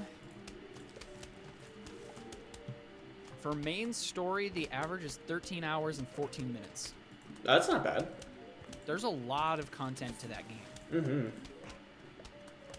How much was that again? Speed run is 4 hours 13 minutes for average. How much did you say it was for the base game? For the main story, it looks like the average is 13 hours 14 minutes. That's not bad. For main plus extras, 17 hours. Mm. Completionist, 22 hours. Okay. That would be me. The fastest speedrun looks around 4 hours and 13 minutes. Ooh. I think that's literally the fastest you can do it, because the median and the fastest and the average are all the same. Mm. Okay. Oh, but hold on a second. They've only polled one person for that data. Oh. I'm looking at a website here called, I think it's called How Long to Beat. Yeah, I've seen that one. So I think they probably get some of their information from like user submitted stuff. Wikipedia. Like that's a bit dangerous if you get some liars in there. Right. I sped run the game in 2 seconds. 2 seconds. I glitched it. Because then for just the main, like the first game, Luigi's Mansion, looks like 6 hours 33 minutes for the main story is like average. Yeah, so we beat it pretty fast. Rush it was is faster 4 than hours that. and 28 minutes, which was like what we. I was gonna say that feels pretty on point. Yeah. We destroyed that game, and we got the best rank, right? For any percentage, a speed run is an hour 50 minutes. That's insane. I love that. Crazy. Mm-hmm. Okay, something's bogus here. All right, we got any percentage speed run fastest 11 minutes. That's not possible. Well, no, that's with glitches. It has to be because it's any percent. 100% is different. Yeah, because that would be impossible. I think I've seen a speedrun of it. You basically like glitch through the geometry of the house. Oh my gosh. And end up like in the final. Yeah, it's crazy. Because you'd have to glitch into the last room because you can't get through the door until you get all the booze. Yep. Like a certain number of booze, I thought. Or no, you just need a key. I think we discovered. Yeah, as long as you make it, you make it into there, you're good. Yeah, for some reason I remembered incorrectly. I thought that you had to find all the booze in order to do it, but I think it's just a key. Mm-hmm. We are sitting pretty. Which I freaking love that game. It still is it's like awesome. my favorite game of all time. It's just so like perfect in so many ways. Like it's simple. It's got a good gameplay loop. It's got Loogie. It's got Loogie. Professor Egad. When I play it, I'm just like calmed and I'm just enjoying it the entire time. Yeah, like there are very little points, there are a few parts of that game where I'm just like, I'm not having fun, you know? Yeah. And I mean, I still think as good as the third game is, if I had to rate like enjoyability, I would say 1, 3, 2. All of them are fun. I think the first one is by far superior, but that's also me looking through, you know, rose-tinted glasses as well. For me, I think the shorter playtime actually does the game a service. because it accomplishes quite a bit in a smaller amount of time. That's true. It does. Yeah, it's very concise. It's very dense for what it is. Yeah. I'm really disappointed because I think originally Professor Egad was actually going to be in Mario Kart as a character. Yeah. And I really wish they did that because he's such a cool character. Donna telling me what to do. Gotta get going, getting fitted for a suit. Good luck. Ooh, enjoy. Have fun. Thanks for hanging out. Send pics. I'd love to see it. Suit fitting when you have people who know what they're doing is perfectly enjoyable. At my sister's wedding a year or two ago, we oh, I'm an uncle, by the way. My niece was born on the 8th, so yeah, I can add certified gunkle to my my LinkedIn That's profile. Awesome. Yeah, it's awesome. We're all really excited about that. What was I saying? At my sister's wedding, like we all had bow ties that we were supposed to wear, but for the life of me, I cannot tie a bow tie, and so there were like 4 or 5 of us dudes in the party who were doing it, in the ceremony, and we're like we can't do this, and so we were like looking at videos and all this stuff, and eventually I think one of the I forget who it was that came and helped, but she did a good job, and I'm like, all right, next time clip-ons. You don't enjoy formal clothing? I can during the right parts. Like sometimes it can be fun, because it can be fun to get all spruced up and dress nice, but most of the time I'd rather be in casual clothes. The last time I had to get like suits can be hot. Suits can be hot. A formal outfit. The last time I had to get fitted for it was a little bit nerve-wracking because clearly one of the people doing it had never really done it before, and so they had like their boss sort of standing sort of behind them, gotcha, coaching them and walking. So them. everyone is nervous about it. I understand that is part of the process. That's how people learn. It was just really funny. Right. But it was like, you can't trust this guy to get these numbers right, where you have the guy standing over his shoulder like, now measure that. Right. Get down. Yeah, gunkle. Woo. Woo. And I think I'm gonna have soup for dinner. On a completely separate note. Good soup. I love soup. When my mom makes Thai soup, she makes tonka gai. But when she makes rice to go along with it to sort of turn it into a stew, so you just keep adding rice until it's like, oh, that stuff. Especially during the winter time. That's my favorite time to eat it. Oh yeah. Cold times are soup times. As long as they make my butt look good, I'll be happy. Oh, I'm sure that'll be I'm sure that'll be very easy, Donna. Crispin Hero, hello. Thank you for the follow. Hello, hello, hello. Hello. Thank you for joining your new summer job at Freddy Fazbear's Pizza. Thank you for choosing this streaming platform. Thank you for flying Lefty Air. We sometimes work. Sometimes work, sometimes there's horrific turbulence, but don't mind that. Gangarette is not happy. No, not that place. That's fair. Don't worry, Gangretta did not apply at Freddy's. I work at a very different restaurant.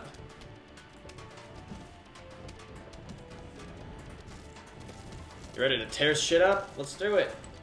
I just want to say that I hope that the people at the theater you used to work at, like, if they kept... Did you ever... Because you made actual, like, training things, right? Right? I think I did. If I did, not many. I sent you that one, like, fan recording I made, right?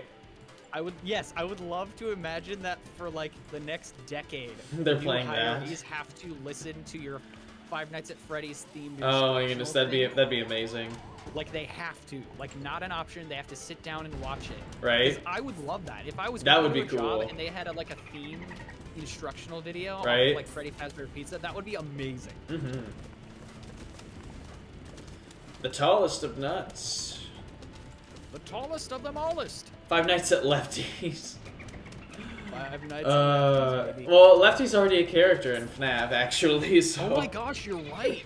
There's like a brown, or it's like a black bear with a black bear with red details. A damaged eye with a secret about it I won't say in case someone cares about spoilers. Spoilers! Yeah, Rikazu just got it right after. Yes, he's like, wait a second, I'm already in the game. Lefty in the game. No, it'd be really fun to do the VR, the FNAF VR on stream if I could manage You that. can add me to the game so easily. Just reskin Balloon Boy. That's all you gotta do.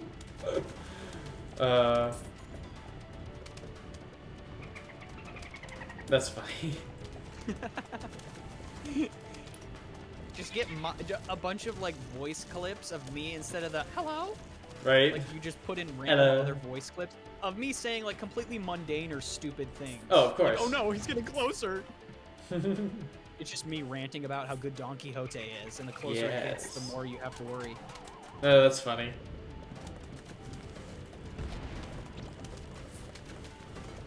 I love it. So many good ideas, maybe. So many ideas. Maybe we just leave it at that. Yeah, so many ideas. So many options, so many It can be ideas. fun when concepting something to start with coming up with bad ideas. Because then you know it's not going to work. And you can work based on that. There you go. I don't know how it is compared to you guys. I don't think the game audio is super loud based on what they hear, but for me, I'm hearing like all these P's and all the fireballs, the metal sounds. Ooh, a diamond! Hey, and like just fire. Yeah, fire and dolphins, and it's wonderful. Fire and dolphins. Fire and dolphins. My first. That should be your my memoir. My memoir. Fire and dolphins. What you should do is, if you ever write a memoir and you would write an album, switch the title so it doesn't make any sense, so that way the name of your album is like something really mundane and strange, yes. and then like your memoir is like a super cool, intense. Mm-hmm. If I were a FNAF animatronic, how would I work? How would you work? Like, what would your main function? Like the gimmick of your character? Like how to ward you off? Yeah. Like, cause they do some crazy stuff with like custom night. So I feel like it'd be funny. So in Ultimate Custom Night, Toy Freddy is not one of the ones that like chases you. He's playing a video game in the closet. He gets jump scared. And if he gets angry, he'll attack you. So like maybe something like that, where like I'm streaming, and if my stream gets interrupted, I attack. Oh, what you could do is you combine the running down the hallway of Foxy with Toy Freddy, like you streaming, right? Mm-hmm. And then there's some sort of an indication on the screen of how much longer you're going to be streaming for. Mm-hmm. And once it runs out, or no, your water bottle. As soon as your water bottle gets empty, you know that you're going to stop streaming and run down the hallway. That's awesome. That's what it would be. Mm-hmm. You know, they used to call me Fogman, because I would hang out in the fog and jump out at people. Ah, those were the days. Nice one, Crazy Dave. Nice one. You got him. Ooh. Are we positive that Crazy Dave wasn't somehow responsible for the zombie apocalypse? No, but he's responsible for Plants vs. Zombies too. This is also true. Technically, even though Zomboss is in like every time period somehow. Got the Jack in the Box hanging out. I'm actually going to take a quick bathroom break, so I'll be right back.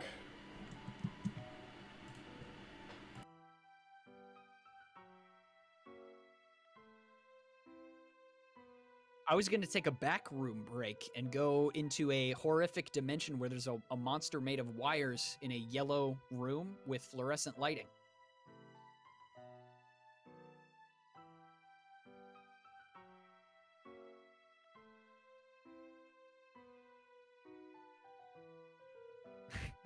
In the random hydration breaks. Yes. Yes, exactly.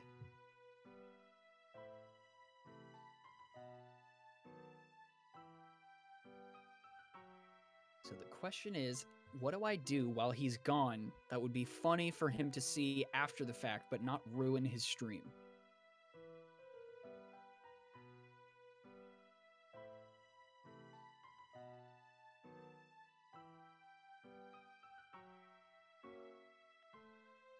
Okay, here's what I'll ask. If anybody's paying attention in the chat, what I want you to do is, without spamming, type in an alternate title for Super Smash Brothers. So basically pick an alternate word for both Super and Smash and Brothers. I've returned! Mega Smush Boys! And dang it! You heard it?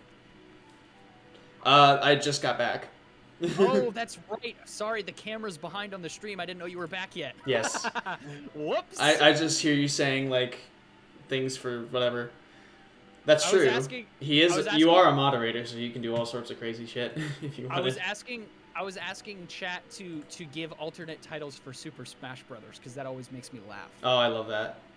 Finding alternate words that says the same thing but just different. I think that's funny. Mega Squish dudes.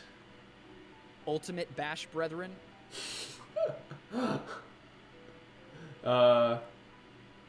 Let's see. Hold on. Supreme Damage Siblings. Definitive Crush Crew. Yes. Yeah. You should make, oh gosh, with Nintendo you never know, because you could like take the font and the stylings of Super Smash Bros. Oh my god, you're right, I could. And like redo it, but use all alternate words. Alpha Hitman. There'd probably be a whole slew of legal problems, but still it would be funny. That would be amazing. Even if you just did mock-ups of it, it would be funny. Right. I'm still rooting for Mega Smush Boys. Mega Smush Boys is good. But it's like BOIS, because we were all inclusive. Boy. Yeah, boy.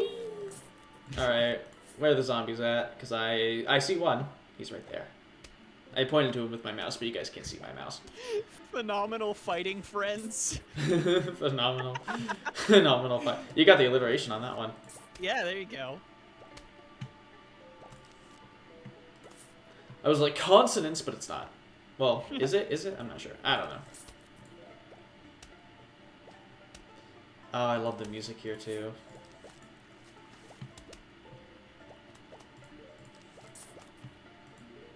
It's more uncertain, mysterious. Like me. Like me. I am both uncertain and mysterious.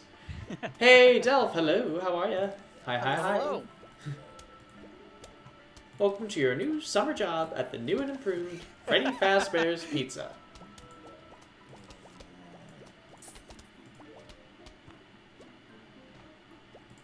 Gangrat's not happy. He's like, not that place. Please, no! Alright, now we're getting our skater shrooms out so we can see where the zombies are early. Hello. We got a Jack in the Box, and that makes me nervous. And he's gone. Thank goodness. That's always stressful. Delph, I'm doing great because I'm just watching Avery explodes. Like Thanos just slowly walk towards victory in this game, just flawlessly. It's a game, man. I'm just a boy. I'm just a boy. I'm just a boy. That is still by far one of the funniest videos to me. Is when the Drawfee crew makes a JRPG. I think that is one of the funniest. That was really good.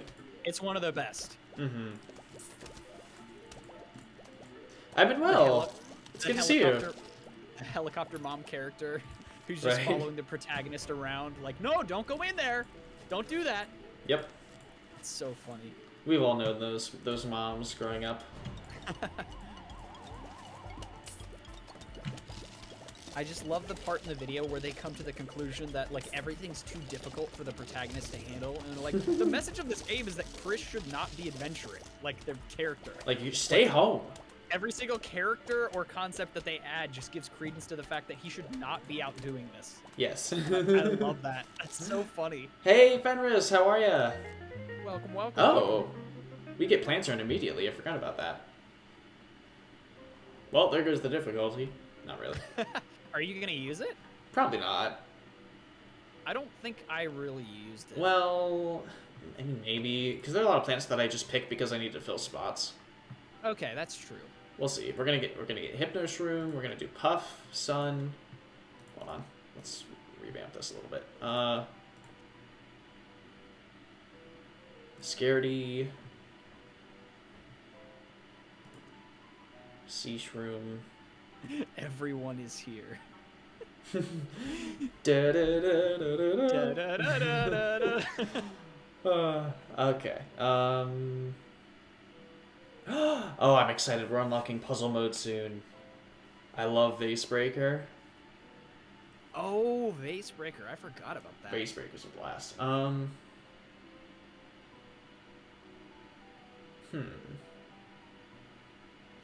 are you, Fenris? Alright, let's see.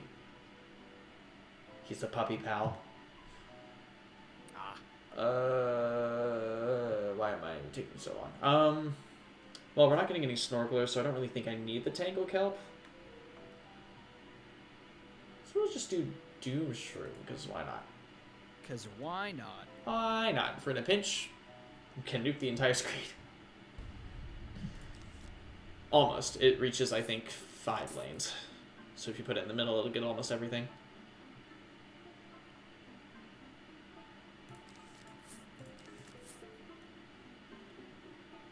Alright. Level 4 too. I mean, we'll probably make it to the... I don't know. We might make it to the roof. I'm not sure. Maybe I'll do some of the mini games just so that we're not like... So we get more of a balanced spread of the game. I was just thinking, like, I just wanted to make, like, I'm just thinking about your next Plants vs. Zombies stream, and I don't want you to basically just, like... There's still a lot of the puzzle mode and some of the mini games. That's true. You'll be fine. It's just funny to think about. Like, oh, in the first stream, you essentially Finish get to the final boss. Right. Be like, oh, well, I can't wait to listen to that roof music. Oh, yeah. That's probably my favorite track in the game. It's good stuff. Good stuff. You're like, yes, we're here. Also, really creative final world. I was not expecting that when I was a kid playing this the first time. I'm like, oh, we're here now. It was a fun shift away from the lawn. It was fun. And the whole like sloped roof mechanic, like it's cool. Yeah, it was a neat idea, executed very well. There's a game that came out recently that I've been wanting to try out, definitely just for private playing, just because it seems very open-ended, like there's no real end, called Peglin, which is like, it's like an RPG meets Peggle, where like each level, like you accomplish things by playing essentially a Peggle level. Peggle is so much fun. I think it's like a roguelite, where it's like randomly generated branching paths and enemies. That's cool. So in that sense, it's like a roguelike, but it's like Peggle and an RPG. I don't know. It looks pleasant. That's cool. It looks like it would be fun to just pick up and play for a couple hours. Yeah. I too have been described as an open world RPG. I too have been described as a roguelite. Much like any app on the App Store. I was never considered an actual rogue, just a roguelite. Rogue adjacent, you might say. By the way, you should all join Dot, Defender of Texel. Oh my gosh, dude, don't hurt my heart that way. There's probably some way you could emulate it. I mean, there are people right now, as we speak, trying to recreate it from code. Seriously? Yes. Whoa. There is a vibrant fan base still, like... That's cool. Trying to keep it alive, because everyone has forgotten about it because it's not on the App Store anymore. Gotcha. I think there's even a wiki for it. Like, they actually have, like... They have quite a bit of information that I don't even know how they got their hands on the code for. Like, I have no idea. I think I intended on bringing the Plantern in, but I didn't. It's fine. It's fine. Ooh, maybe I'll put a Doom Shroom on a lily pad just to show you guys what it looks like. Because they have like unique graphics for all the unusable tiles. Oh, I see. Although if I were to use it in most places, people wouldn't be able to see it, so maybe not.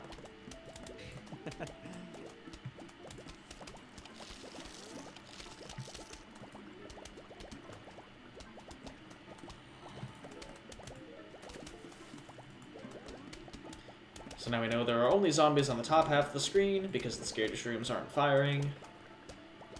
So they're basically my Planterns for me. Essentially, yeah. I like how the shrooms that have the link hats are the scared ones.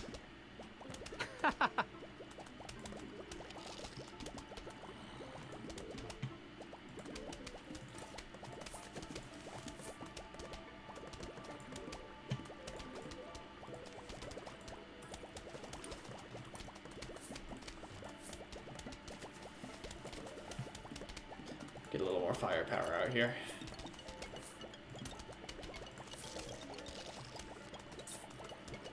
Uh-oh. Those Jack in the Boxes always make me nervous. Yep. You picked the right lane to go extra offense, though. Yep.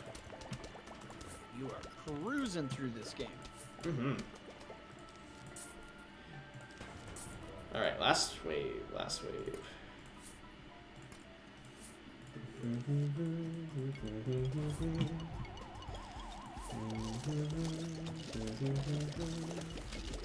And Doom Shroom, if I can click properly. There we go. There's that half of the screen.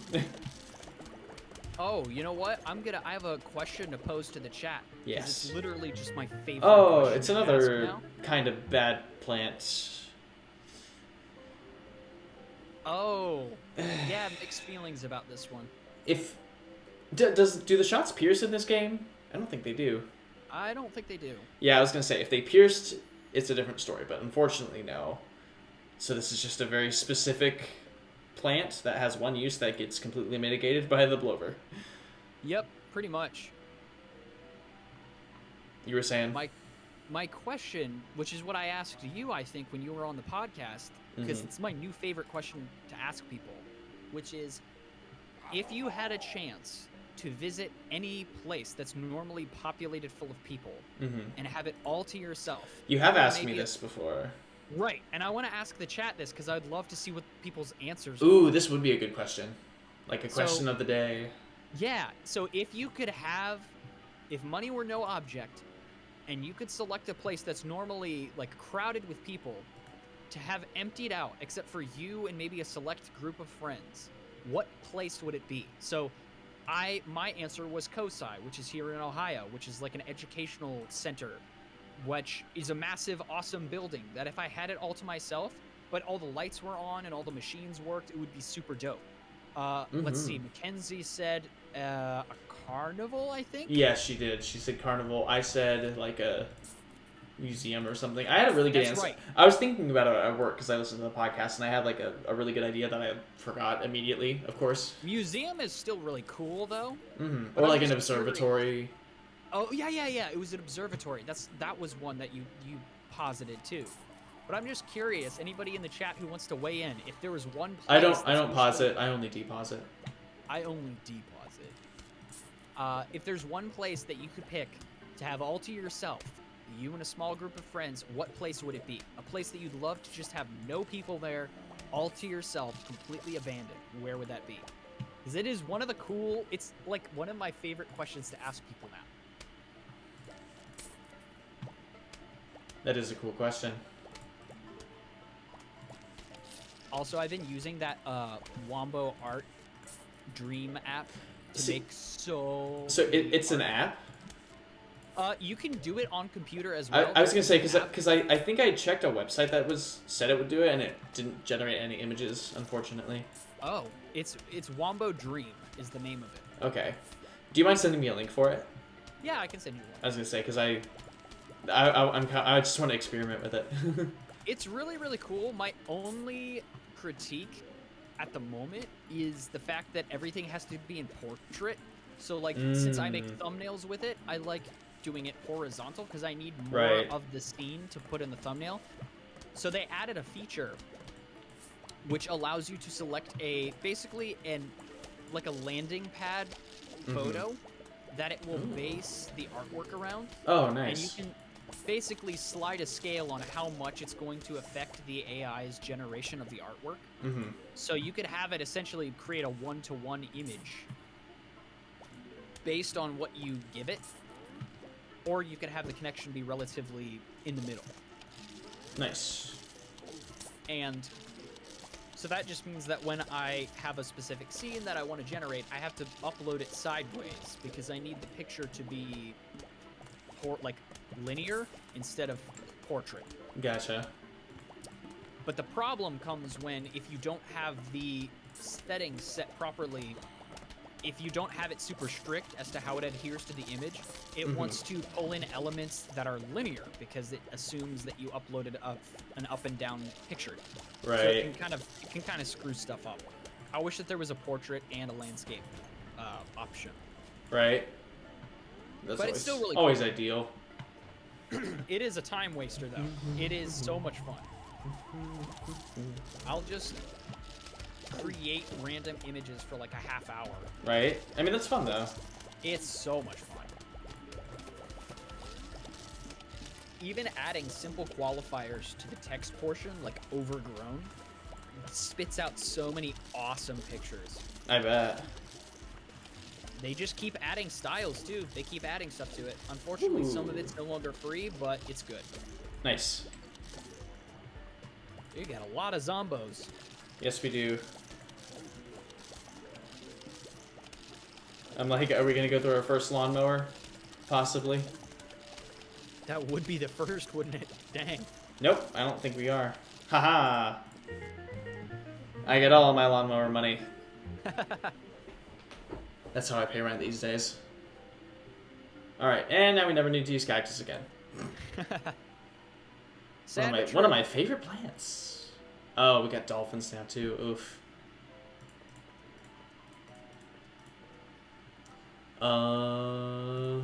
Okay. Sounds good to me. Oh boy. Oh boy, I can't wait to bomb some Dodongos. I wonder what Ganon's up to. I just wonder what Ganon's up to. My boy, this peace is what all true warriors strive for. Oh my gosh.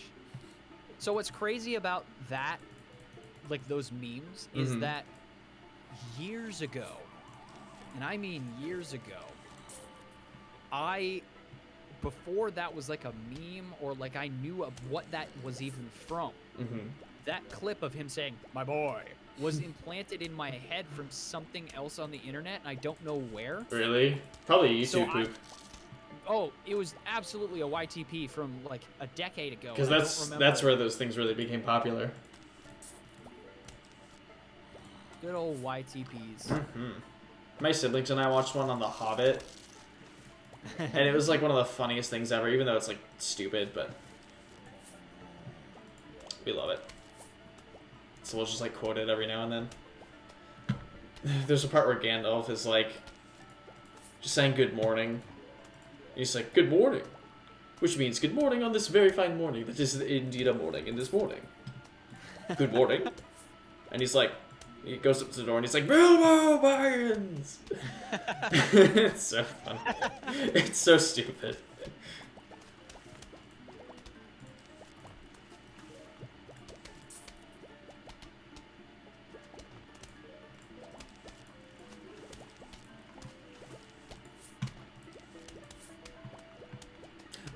All right.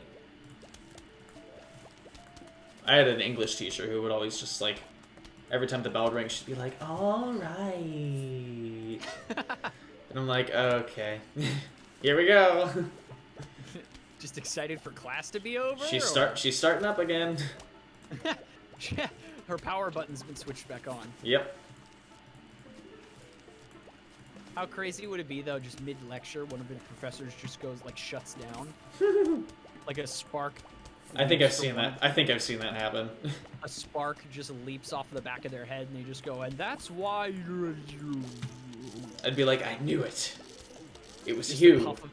A single sad puff of smoke. Yes. And then everyone just awkwardly gets up and leaves. You're like, well, I guess class is over. I guess that's that. I guess we're done. I'm sensing balloons. Anthony Foria, thank you for the follow. Hope you're having a wonderful day. Welcome. And if you're not, well then screw you. No, I'm just kidding. It's so aggressive. I love all of you. Wow, I can see. It's amazing. If my mouse would not stop jittering. Or if it would, rather. The game has to fabricate some sort of challenge for you, clearly. Indeed. Speaking of which, goodbye. I love just sending them away. Banished. The ultimate ban hammer. Mm-hmm. Wind. I'd be a wind elemental. Let's be honest. For ya. Trust me, that's... We're from 0 to 100 really fast. Well, those are the only settings we have on this stream, trust me. That's how he welcomes people. That just means you're in the in crowd. Yes. Stop sending dolphins. You're like every... They're smarter than me. You're like every successful secret agent you're in. Ooh. Oh. Oh. Hey, listen. Stop eating my shrooms, okay? They're mine. I get to enjoy them. I grew those in the pool. Get out of here. My crop. I love the don't pee in the pool achievement. Oh, where you just don't put any of them in there, or? Well, so you have to do a pool level without using pea shooters. Oh, I see. That tracks. Yes. Alright. Oh, we're not done. I thought that was the last level. Or the last part of it. Dude, if you could make this happen, because I think they have green screen versions of it. That thing I was telling you about, that's the game for the baseball thing. Oh, I could do that. Could you add that as like a thing you could trigger? Not just the soundbite, but like the actual animation. Oh, probably. Like the text that flips up, because I know that there's green screen versions of it you can find online. Mm-hmm. That would be so funny. I don't have insta-kill plants. Which every time like something's just explodes unexpectedly or ends unexpectedly, you just trigger a, that's the game! That'd be funny. The taco! KFKYFYFYG. Welcome in! Oi, Blood Ugly, how are ya? I'm good. I don't know what you're trying to say. Welcome in! I'm like trying to read your username and I'm just like, what? Sorry. Hello, how are ya? I'm doing well. How about you? Also, how are you, Anthony? You found my magic taco! I must have it. I'll give you $1,000. It was bait? Oh, okay. Nice. Well, apparently I'm too stupid to take it. Let's see. Why'd I give you so much money for a taco? Say it with me, everybody.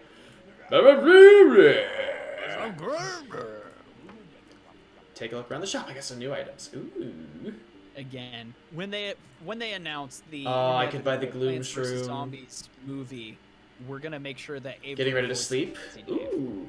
I'm doing wonderful. The games are good. We're blazing through this thing. Again, yeah, with Max's help. Yeah, by the power of friendship.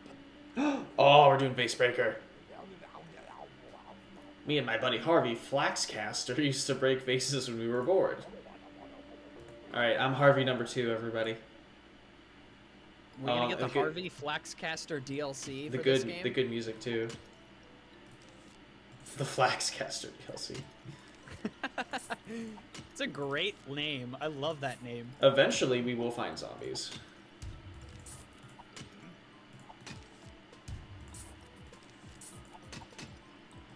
Though these first levels really aren't that bad.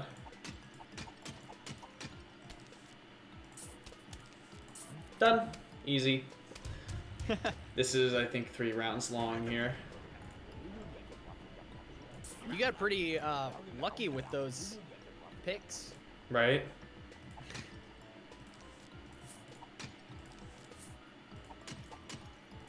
Ooh, okay. In the first, in PvZ 2, Base Breaker is actually really hard, but unfortunately there's only like 9 levels. There might be an endless mode, but the levels that are there are incredibly difficult. I don't remember if I told you that, like, the first time I was ever exposed to most PopCap games, actually, was PopCap had their own game, not game engine, but, like, game library. I think I know what you're talking about. I had a crappy version on my old computer, and it was loaded with a bunch of oh shit. demos basically. Mm-hmm. And so I remember playing the demo for the first game over and over again because I didn't have the base game. So like, Gotcha. I think you got to play through like the overworld levels, and that was about it. Yeah, I think the demo for this you could play up until you get the shop. Yeah, that sounds about right. And so you can play like a decent half of the game. You can't play like any of the mini games or anything, but yeah. Well, we lost the lawnmower, but I played all the games, man. Chuzzle, Peggle, you name it. Chuzzle and Peggle are both amazing. Peggle would be really fun to go back to. I think Anthony Foria is asking what sort of games you usually play. What games do you usually play? I play a lot of Nintendo games, and then what else? I'm a big. Let me think. Oh shit! Lost a Hypnoshroom. I'm a big fan of. Let's see. Thank you, voice in the background. Oh, there he is. Got our disco dude. I'd say you gravitate towards games that have a certain amount of challenge to them. Yeah, I like some challenging games. I play roguelikes, I play indies, I do randomizers every now and then. I haven't done one in a while, so I really want to do one soon.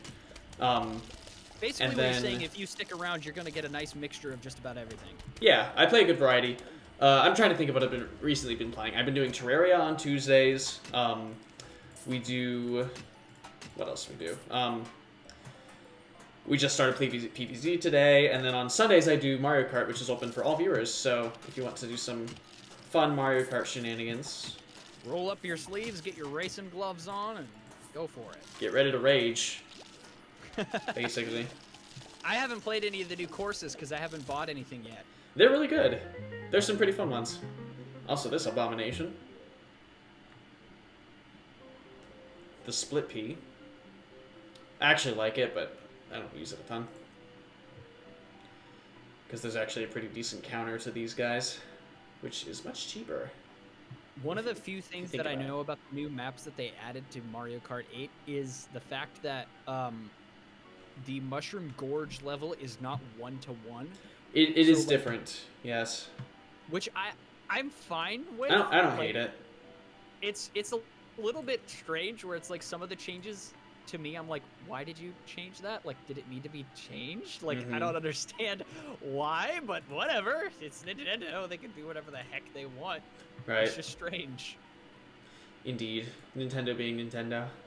Again, my next big prediction is that based on the level of response that they get to adding all of these extra tracks, someone's going to get the idea that I've said before now for quite some time, which is they need to make essentially a Smash Brothers Ultimate for Mario Kart.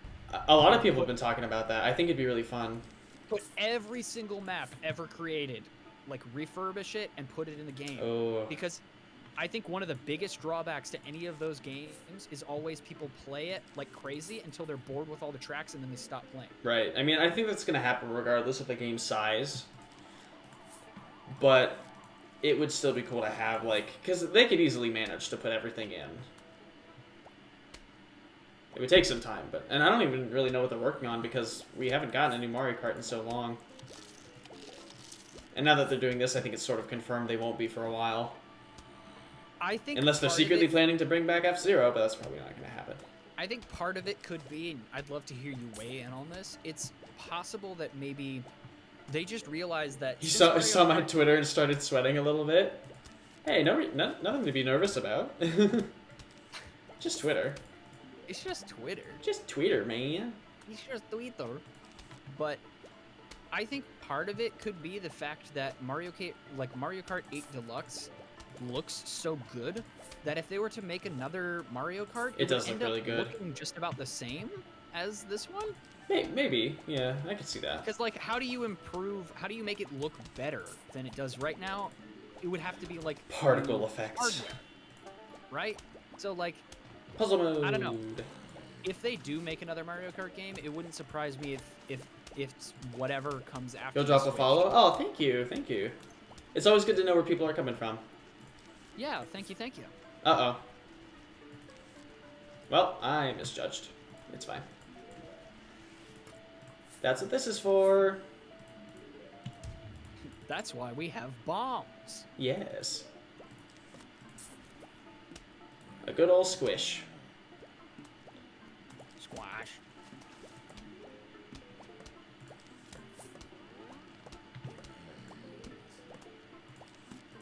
Lantern, I choose you.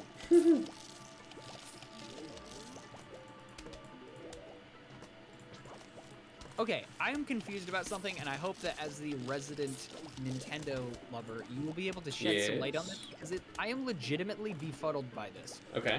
Why does Nintendo keep partnering with Ubisoft? I mean, in what way? Like, what do you mean? Like, they're not on the same level of success. Like, not even close. I mean, they don't, like, partner with Ubisoft, I don't think. The collaborative games that they make. As in... Like, they did the Rabbids, Mario Party and Rabbids together, and they're making another one. Like, I just don't understand like, Mario the Party, crossover. I don't understand. To think.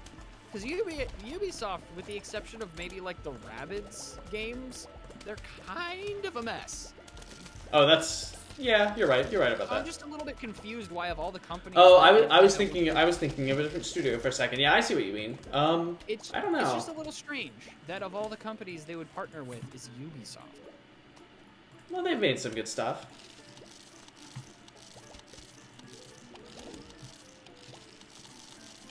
I'm trying to think of what other properties Ubisoft has besides like Assassin's Creed and Rabbids. Rayman, which spawned Rabbids. Yeah. Indie devs made Cadence of Hyrule. That's true. They made some pretty good stuff. So yeah, Cadence of Hyrule I really want to try. It looks really good. It's like a rhythm game, right? How about we play some of the other games? Yes, it is. So basically, Cadence of Hyrule is basically a Zelda version of Crypt of the Necrodancer. And Crypt of the Necrodancer is a roguelike, like dungeon crawler sort of game that is everything is timed off the beat. So you move, attack, and like collect and use items all to the rhythm of the music, and it is incredible. But it's also very hard. I feel like I would suck at that game. It is so difficult, and I'm pretty decent at rhythm games. Okay. I get too twitchy. Like I would probably. Here is my Discord, if you would like. Yes, join the Thank Discord. you for, as Gangarot would say, join Discord, join eternity. Join. Because everything lives on the internet. All right, we're gonna do some iZombie because I don't want to do anything else. We have cookies. We have cookies. We have cookies? Mm-hmm. Oh yeah, of course. Yeah, we have cookies. We have cookies. We got cookies. Websites are constantly asking me to accept them. Yeah, no problem. Everyone is welcome. You just gotta, express the interest. Because I don't want to have like a public Discord link, just because of you never know who's gonna pop in, and I don't want trolls and stuff. So that level of trust is expected. I haven't had any issues with the Discord really so far, and I want to keep it that way. Cookies and milk, please. Ooh, that sounds good. Cookies and milk. That's good. As long as you don't lose the cookie in the milk. Yes. That's no bueno. Yeah, that would be bad. I completely forgot about this mode. I love iZombie.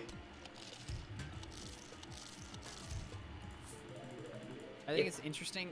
Are they supposed to be like cardboard cutouts? Yeah, because we don't want to harm the normal plants. But let's not think about the actual brains that are here. Yeah, let's not ask any questions we don't want the answers to. It is quite good. Ooh, that sounds good.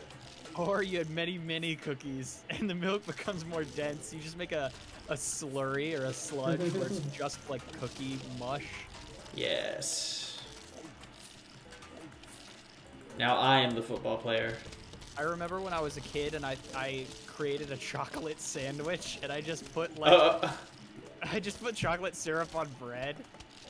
Nice. So vile, and I ate it. I was like, "Oh, I found a new cool thing." One time when we were kids, my next door neighbors and I did like a sandwich contest, so you could make a better sandwich. I've ever heard. And I made like a sandwich, and as like the secret ingredient, I put like a grape in the middle of it. And like I put like the toothpick through it. It was so weird. I don't understand. No, that is viscerally upsetting. Right? I'm like, It's what not the fuck? for Well, me, and it was like maybe it was like a normal sandwich otherwise. I'm like, why did I ruin it with a grape? it's a bold decision. Indeed. What makes a really good snack is when you freeze grapes and put a little vanilla extract over them. Ooh, yeah. That's a good snack right there. Because it concentrates the juice. Frozen fruit is really good. Frozen, but then it's also sweet and it's refreshing and it smells of vanilla. And like when I'm sick or I Like have a me. migraine, that's like my go-to snack because it's like not gonna upset my stomach. Yeah, tasty. Gotta love screen doors. These guys are The ultimate vulnerable. shield. They're vulnerable from above and below. Of course. But Screen doors. But The don't worry ultimate- about our P's. So, who's the voice in the background? Jesus. Yeah. Exactly, on the nose. No, it's a friend of mine, Max, who stops in every now and then. Hello, hello, hello. I'm like Mary Poppins. I blow through with the wind on my umbrella. It just Oh, so wait, I happens think I that made a it mistake. lined up with the stream today. Yes. I can sort of describe my schedule as me flying through the air on an umbrella. I feel that's accurate sometimes. Yeah, we all have those weeks. Where it's like, what's happening?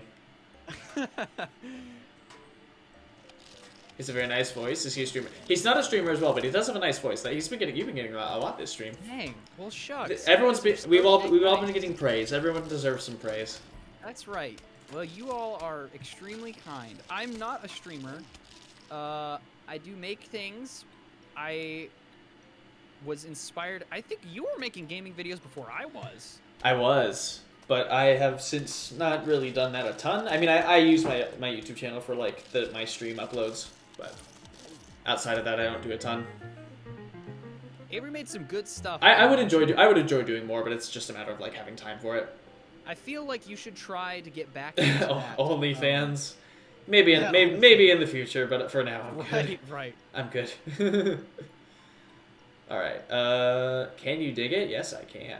Can you dig it? I actually had That's a good reference. Avery on one of my channels for a podcast episode. I missed the fast forward button. Oh no. Yeah, Max does all sorts of really cool creative stuff. He is always an active creative, which I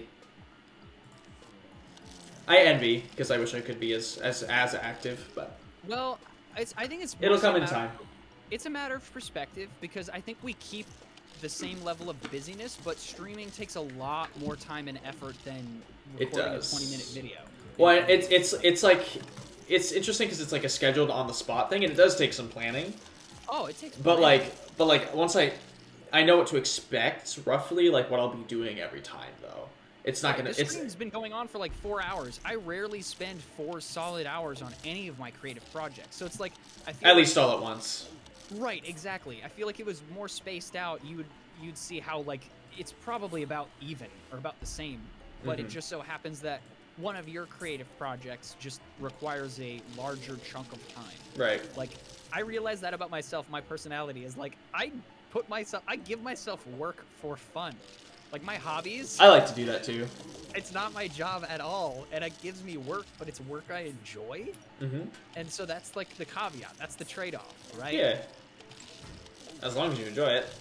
Yeah, that's the main thing. And I feel like once you're done with school, I'd love to see more videos. I want to see more video essays and stuff like that. Oh, I'd love to make that stuff. You'll do it. I have faith in you. I think you can do it. Well, thank you. And with your sense of humor, I feel like the stuff that would happen in between fun, like actually interesting information would be funny. I like information.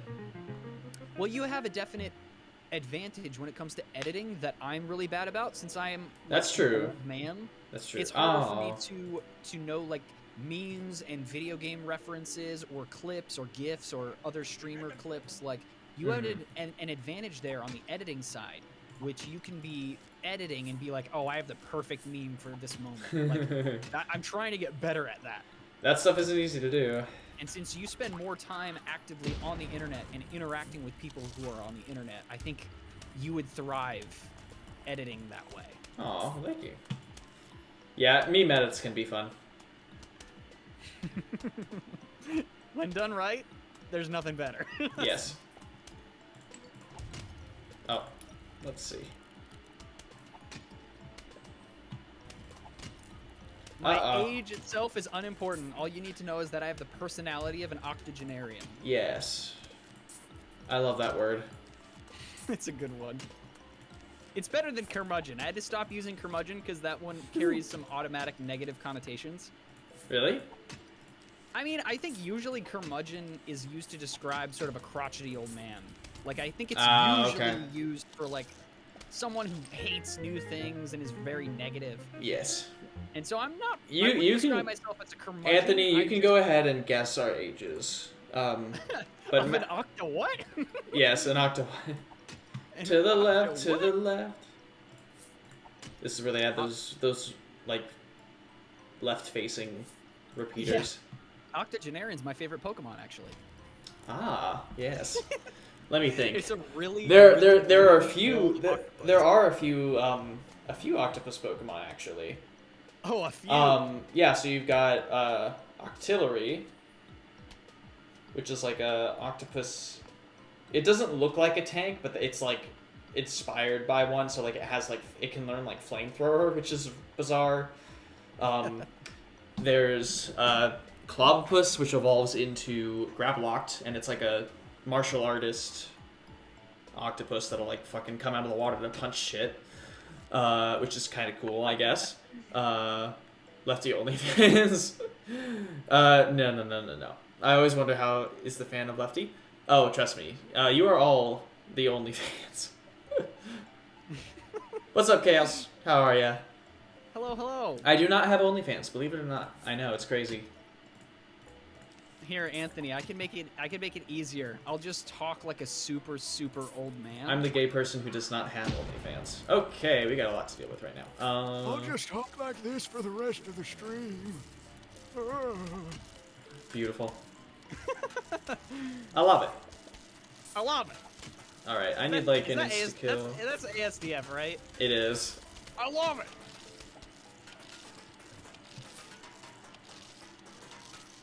Yet again, Avery just mercilessly tearing through this game. I might not have this one though.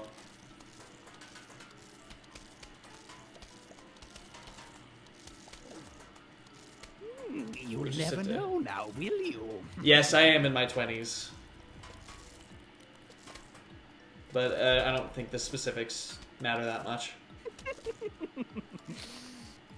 That's for me to know and you to find out. That's for you to look on the Lefty Wiki, which does not exist.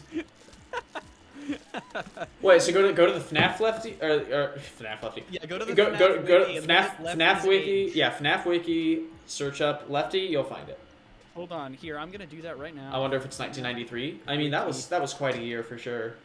It's probably gonna just be question marks. Hold on, let me try and. Well, they don't even have ages. Well, no, they don't. Well, no, they would technically. They would. Would they? Lefty would have an age technically. Well, like whenever they're made or based, like because you could base it from the viewpoint of like how old the robots are, or right, or what they're designed to be. Right, you would have to go by who they are. Hey, we made it to guys. We made it to third base. Wait, what happened? We made it to third base. Third base. Oh, okay. I had a moment. I was like, wait, what? I looked away for 1 second. I've always wanted to make it this far. All right, hold on. Let's see. Because there would technically be an age if you're going by the age of the being that inhabits it. Oh, I see. Well, you're just going into the lore now, though. Lore. I don't even know if it has the age on here. Probably not. Uh-oh.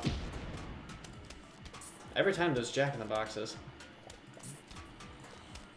So, have you ever had Jack in the Box before, Avery? Out west? Like the restaurant? I'm like, have I had one? I played with one before. I don't I've not actually.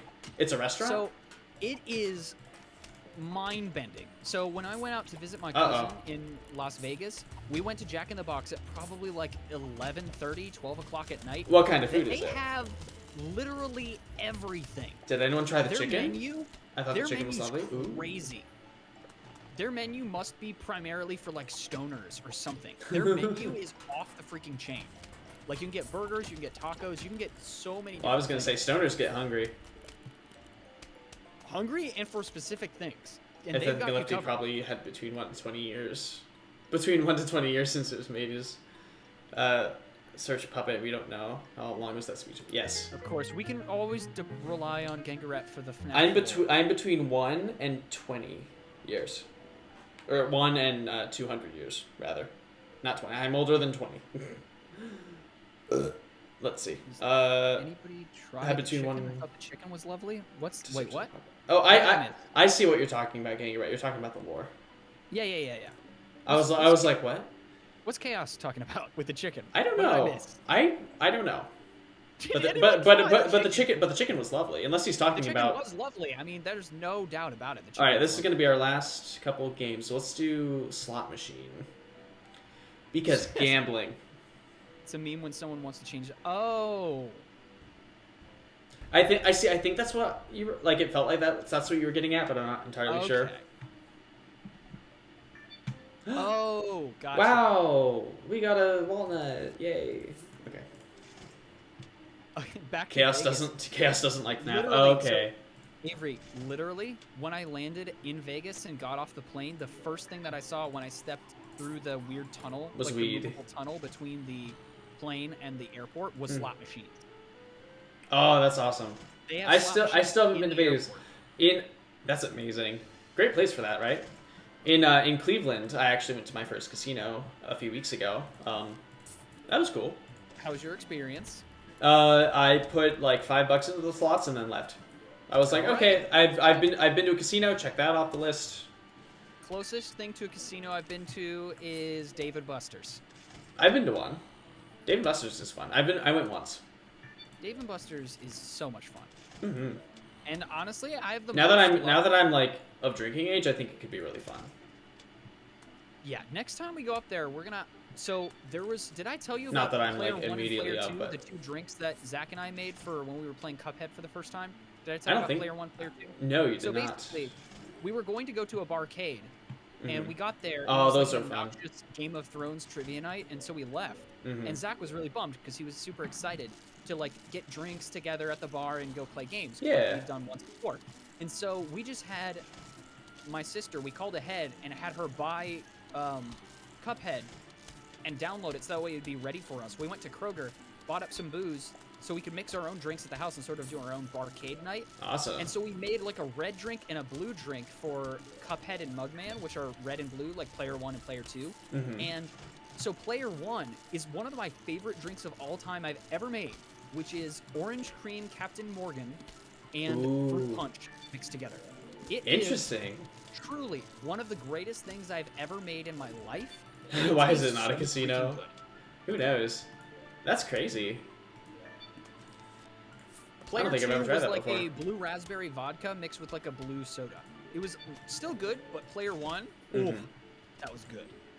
And you just came up with those? Yeah. We just like found stuff that were the right color, and we were like, that looks like they'd go good together. That's awesome. Legally speaking, why is Dave & Buster not a casino? I mean, I think casino, the assumption You're is that you're getting- directly putting money in and risking it, I guess. Well, not just that, but also like what you get for as a return. At Dave & Buster's, you're not gonna get You're gonna get, like- $1,000. You're not gonna right. get tokens that you can like. You're not gonna get poker chips that you can exchange for money. You're going to get tokens that you can exchange for crappy toys. I think Actually, that's the main difference. funny story actually. So this Pikachu, which is incredibly overexposed if my lighting and color on my monitor is correct, is actually I got, I think at my 17th or 18th birthday at a Dave & Buster's. Oh, really? Because two of my friends on the a few of my friends at the cross country team, we all went because I was like, I just want to like hang out. I've never been to Dave & Buster's, so like the 4 of us went, 4 or 5 of us, and that's what I ended up getting, If Pikachu you plush. ever come across a plushie Sableye, please tell me. Ooh, Sableye's cool.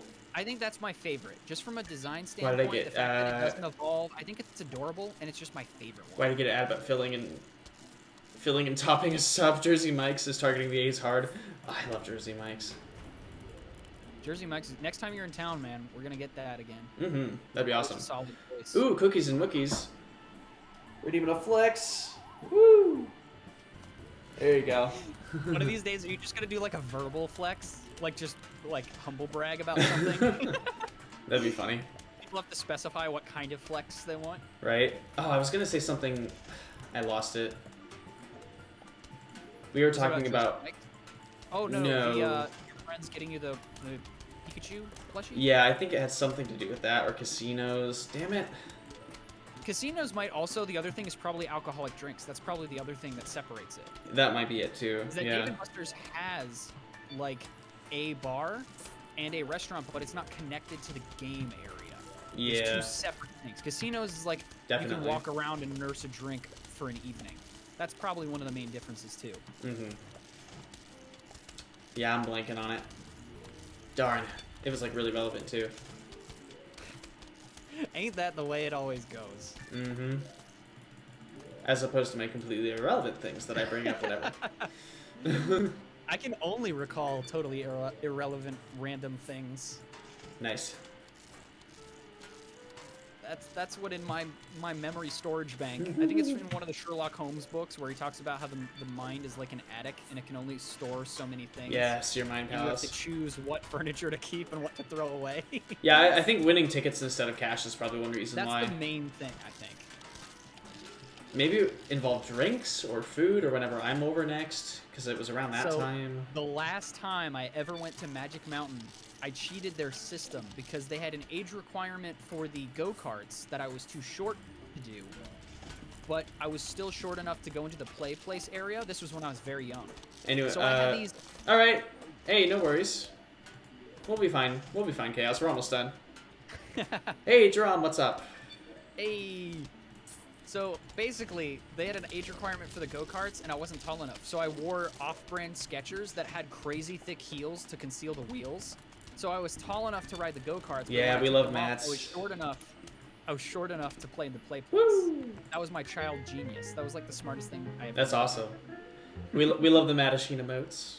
Very similar to the Andy Maxter emotes. That's why I was getting confused, because they're very similar. All right. I see. Let's see. Oh, wow, that's the perfect timing for us to end off here, basically. Yeah, there it is. You got both of them. Love it. Awesome. Hey! Let's see. Click on the flowers. I always love doing this. Just keep scrolling, keep scrolling, keep scrolling. It actually times you. There you go. You know what? Hold on a minute. This hasn't appeared in PVZ2. And these are all references, of course, to other games. This is like something I don't remember. Has a Z in it though. Random pipe. There's hold on. This is Peggle right here.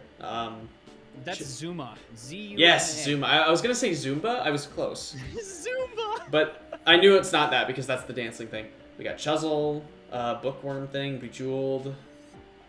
Yeah. I apparently already have the achievements. That's funny. Yeah, because didn't we play it on Well, your so computer last I was gonna say I've played this before. I had to delete my save data because of like transferring from one operating system to another. There's like a bug, but it must have saved all of them. So Whether I'm free enough for the next PVZ stream or not, you need to remember to put the mustaches on for when you finish the game. I was gonna say, well, there's mustache mode, there's the wigs, and then there's also another one that gives them glasses. There's like 3 or 4 codes. There's also one that like plants flowers where zombies die, so you get a bunch of like flowers on the ground. Oh, that's cool. But yes, I am gonna be ending the stream here in a second, but we can chat as I finish this off here. Let's see. We're gonna go to face cam if I can Freddy Fazbear's Pizza. Let's see the stream. Starting a new job at what place? Freddy Fazbear's Pizza? Yes, of course. I will be one of the employees. I feel like you'd do well because you would just not agree to the terms of the job. Yeah, I'd be like, all right, this is dumb. I'm not working here. Can we wade your friend? Wade your friend? Can we wade your friend? Oh dear. Okay, let's see. Ooh, I need to give my eyeballs a break. Dude, I would get that all the time when I would finish mowing my lawn. When I would stop moving and look up at the clouds. If you ever do this, if anyone ever wants to like freak out for a second, we can, it's great. Wink. Who are you thinking of, Roku? You can go ahead. Mow the lawn and then look up at the cloud, like the nearest cloud, and it will look like it's speedily retreating away from your face. Right. It's super trippy because your eyes have been focused on what's directly in front of you, like, and they keep looking down, forward and down, forward and down, and so it's super focused. And when you look away after mowing your lawn, it's trippy. It just looks like the entire sky was an inch away from your face and is floating away. It's so creepy. Okay, so I've rated PP Mac before, and he's also playing Xenoblade Chronicles 3, and I don't want to lurk, or I don't want to raid into a stream that could potentially spoil me. So I'm gonna hold off on that for now. But he's a wonderful guy. Definitely check out PP Mac, everybody. Who could I raid? A lot of people are playing Cult of the Lamb because that just came out. I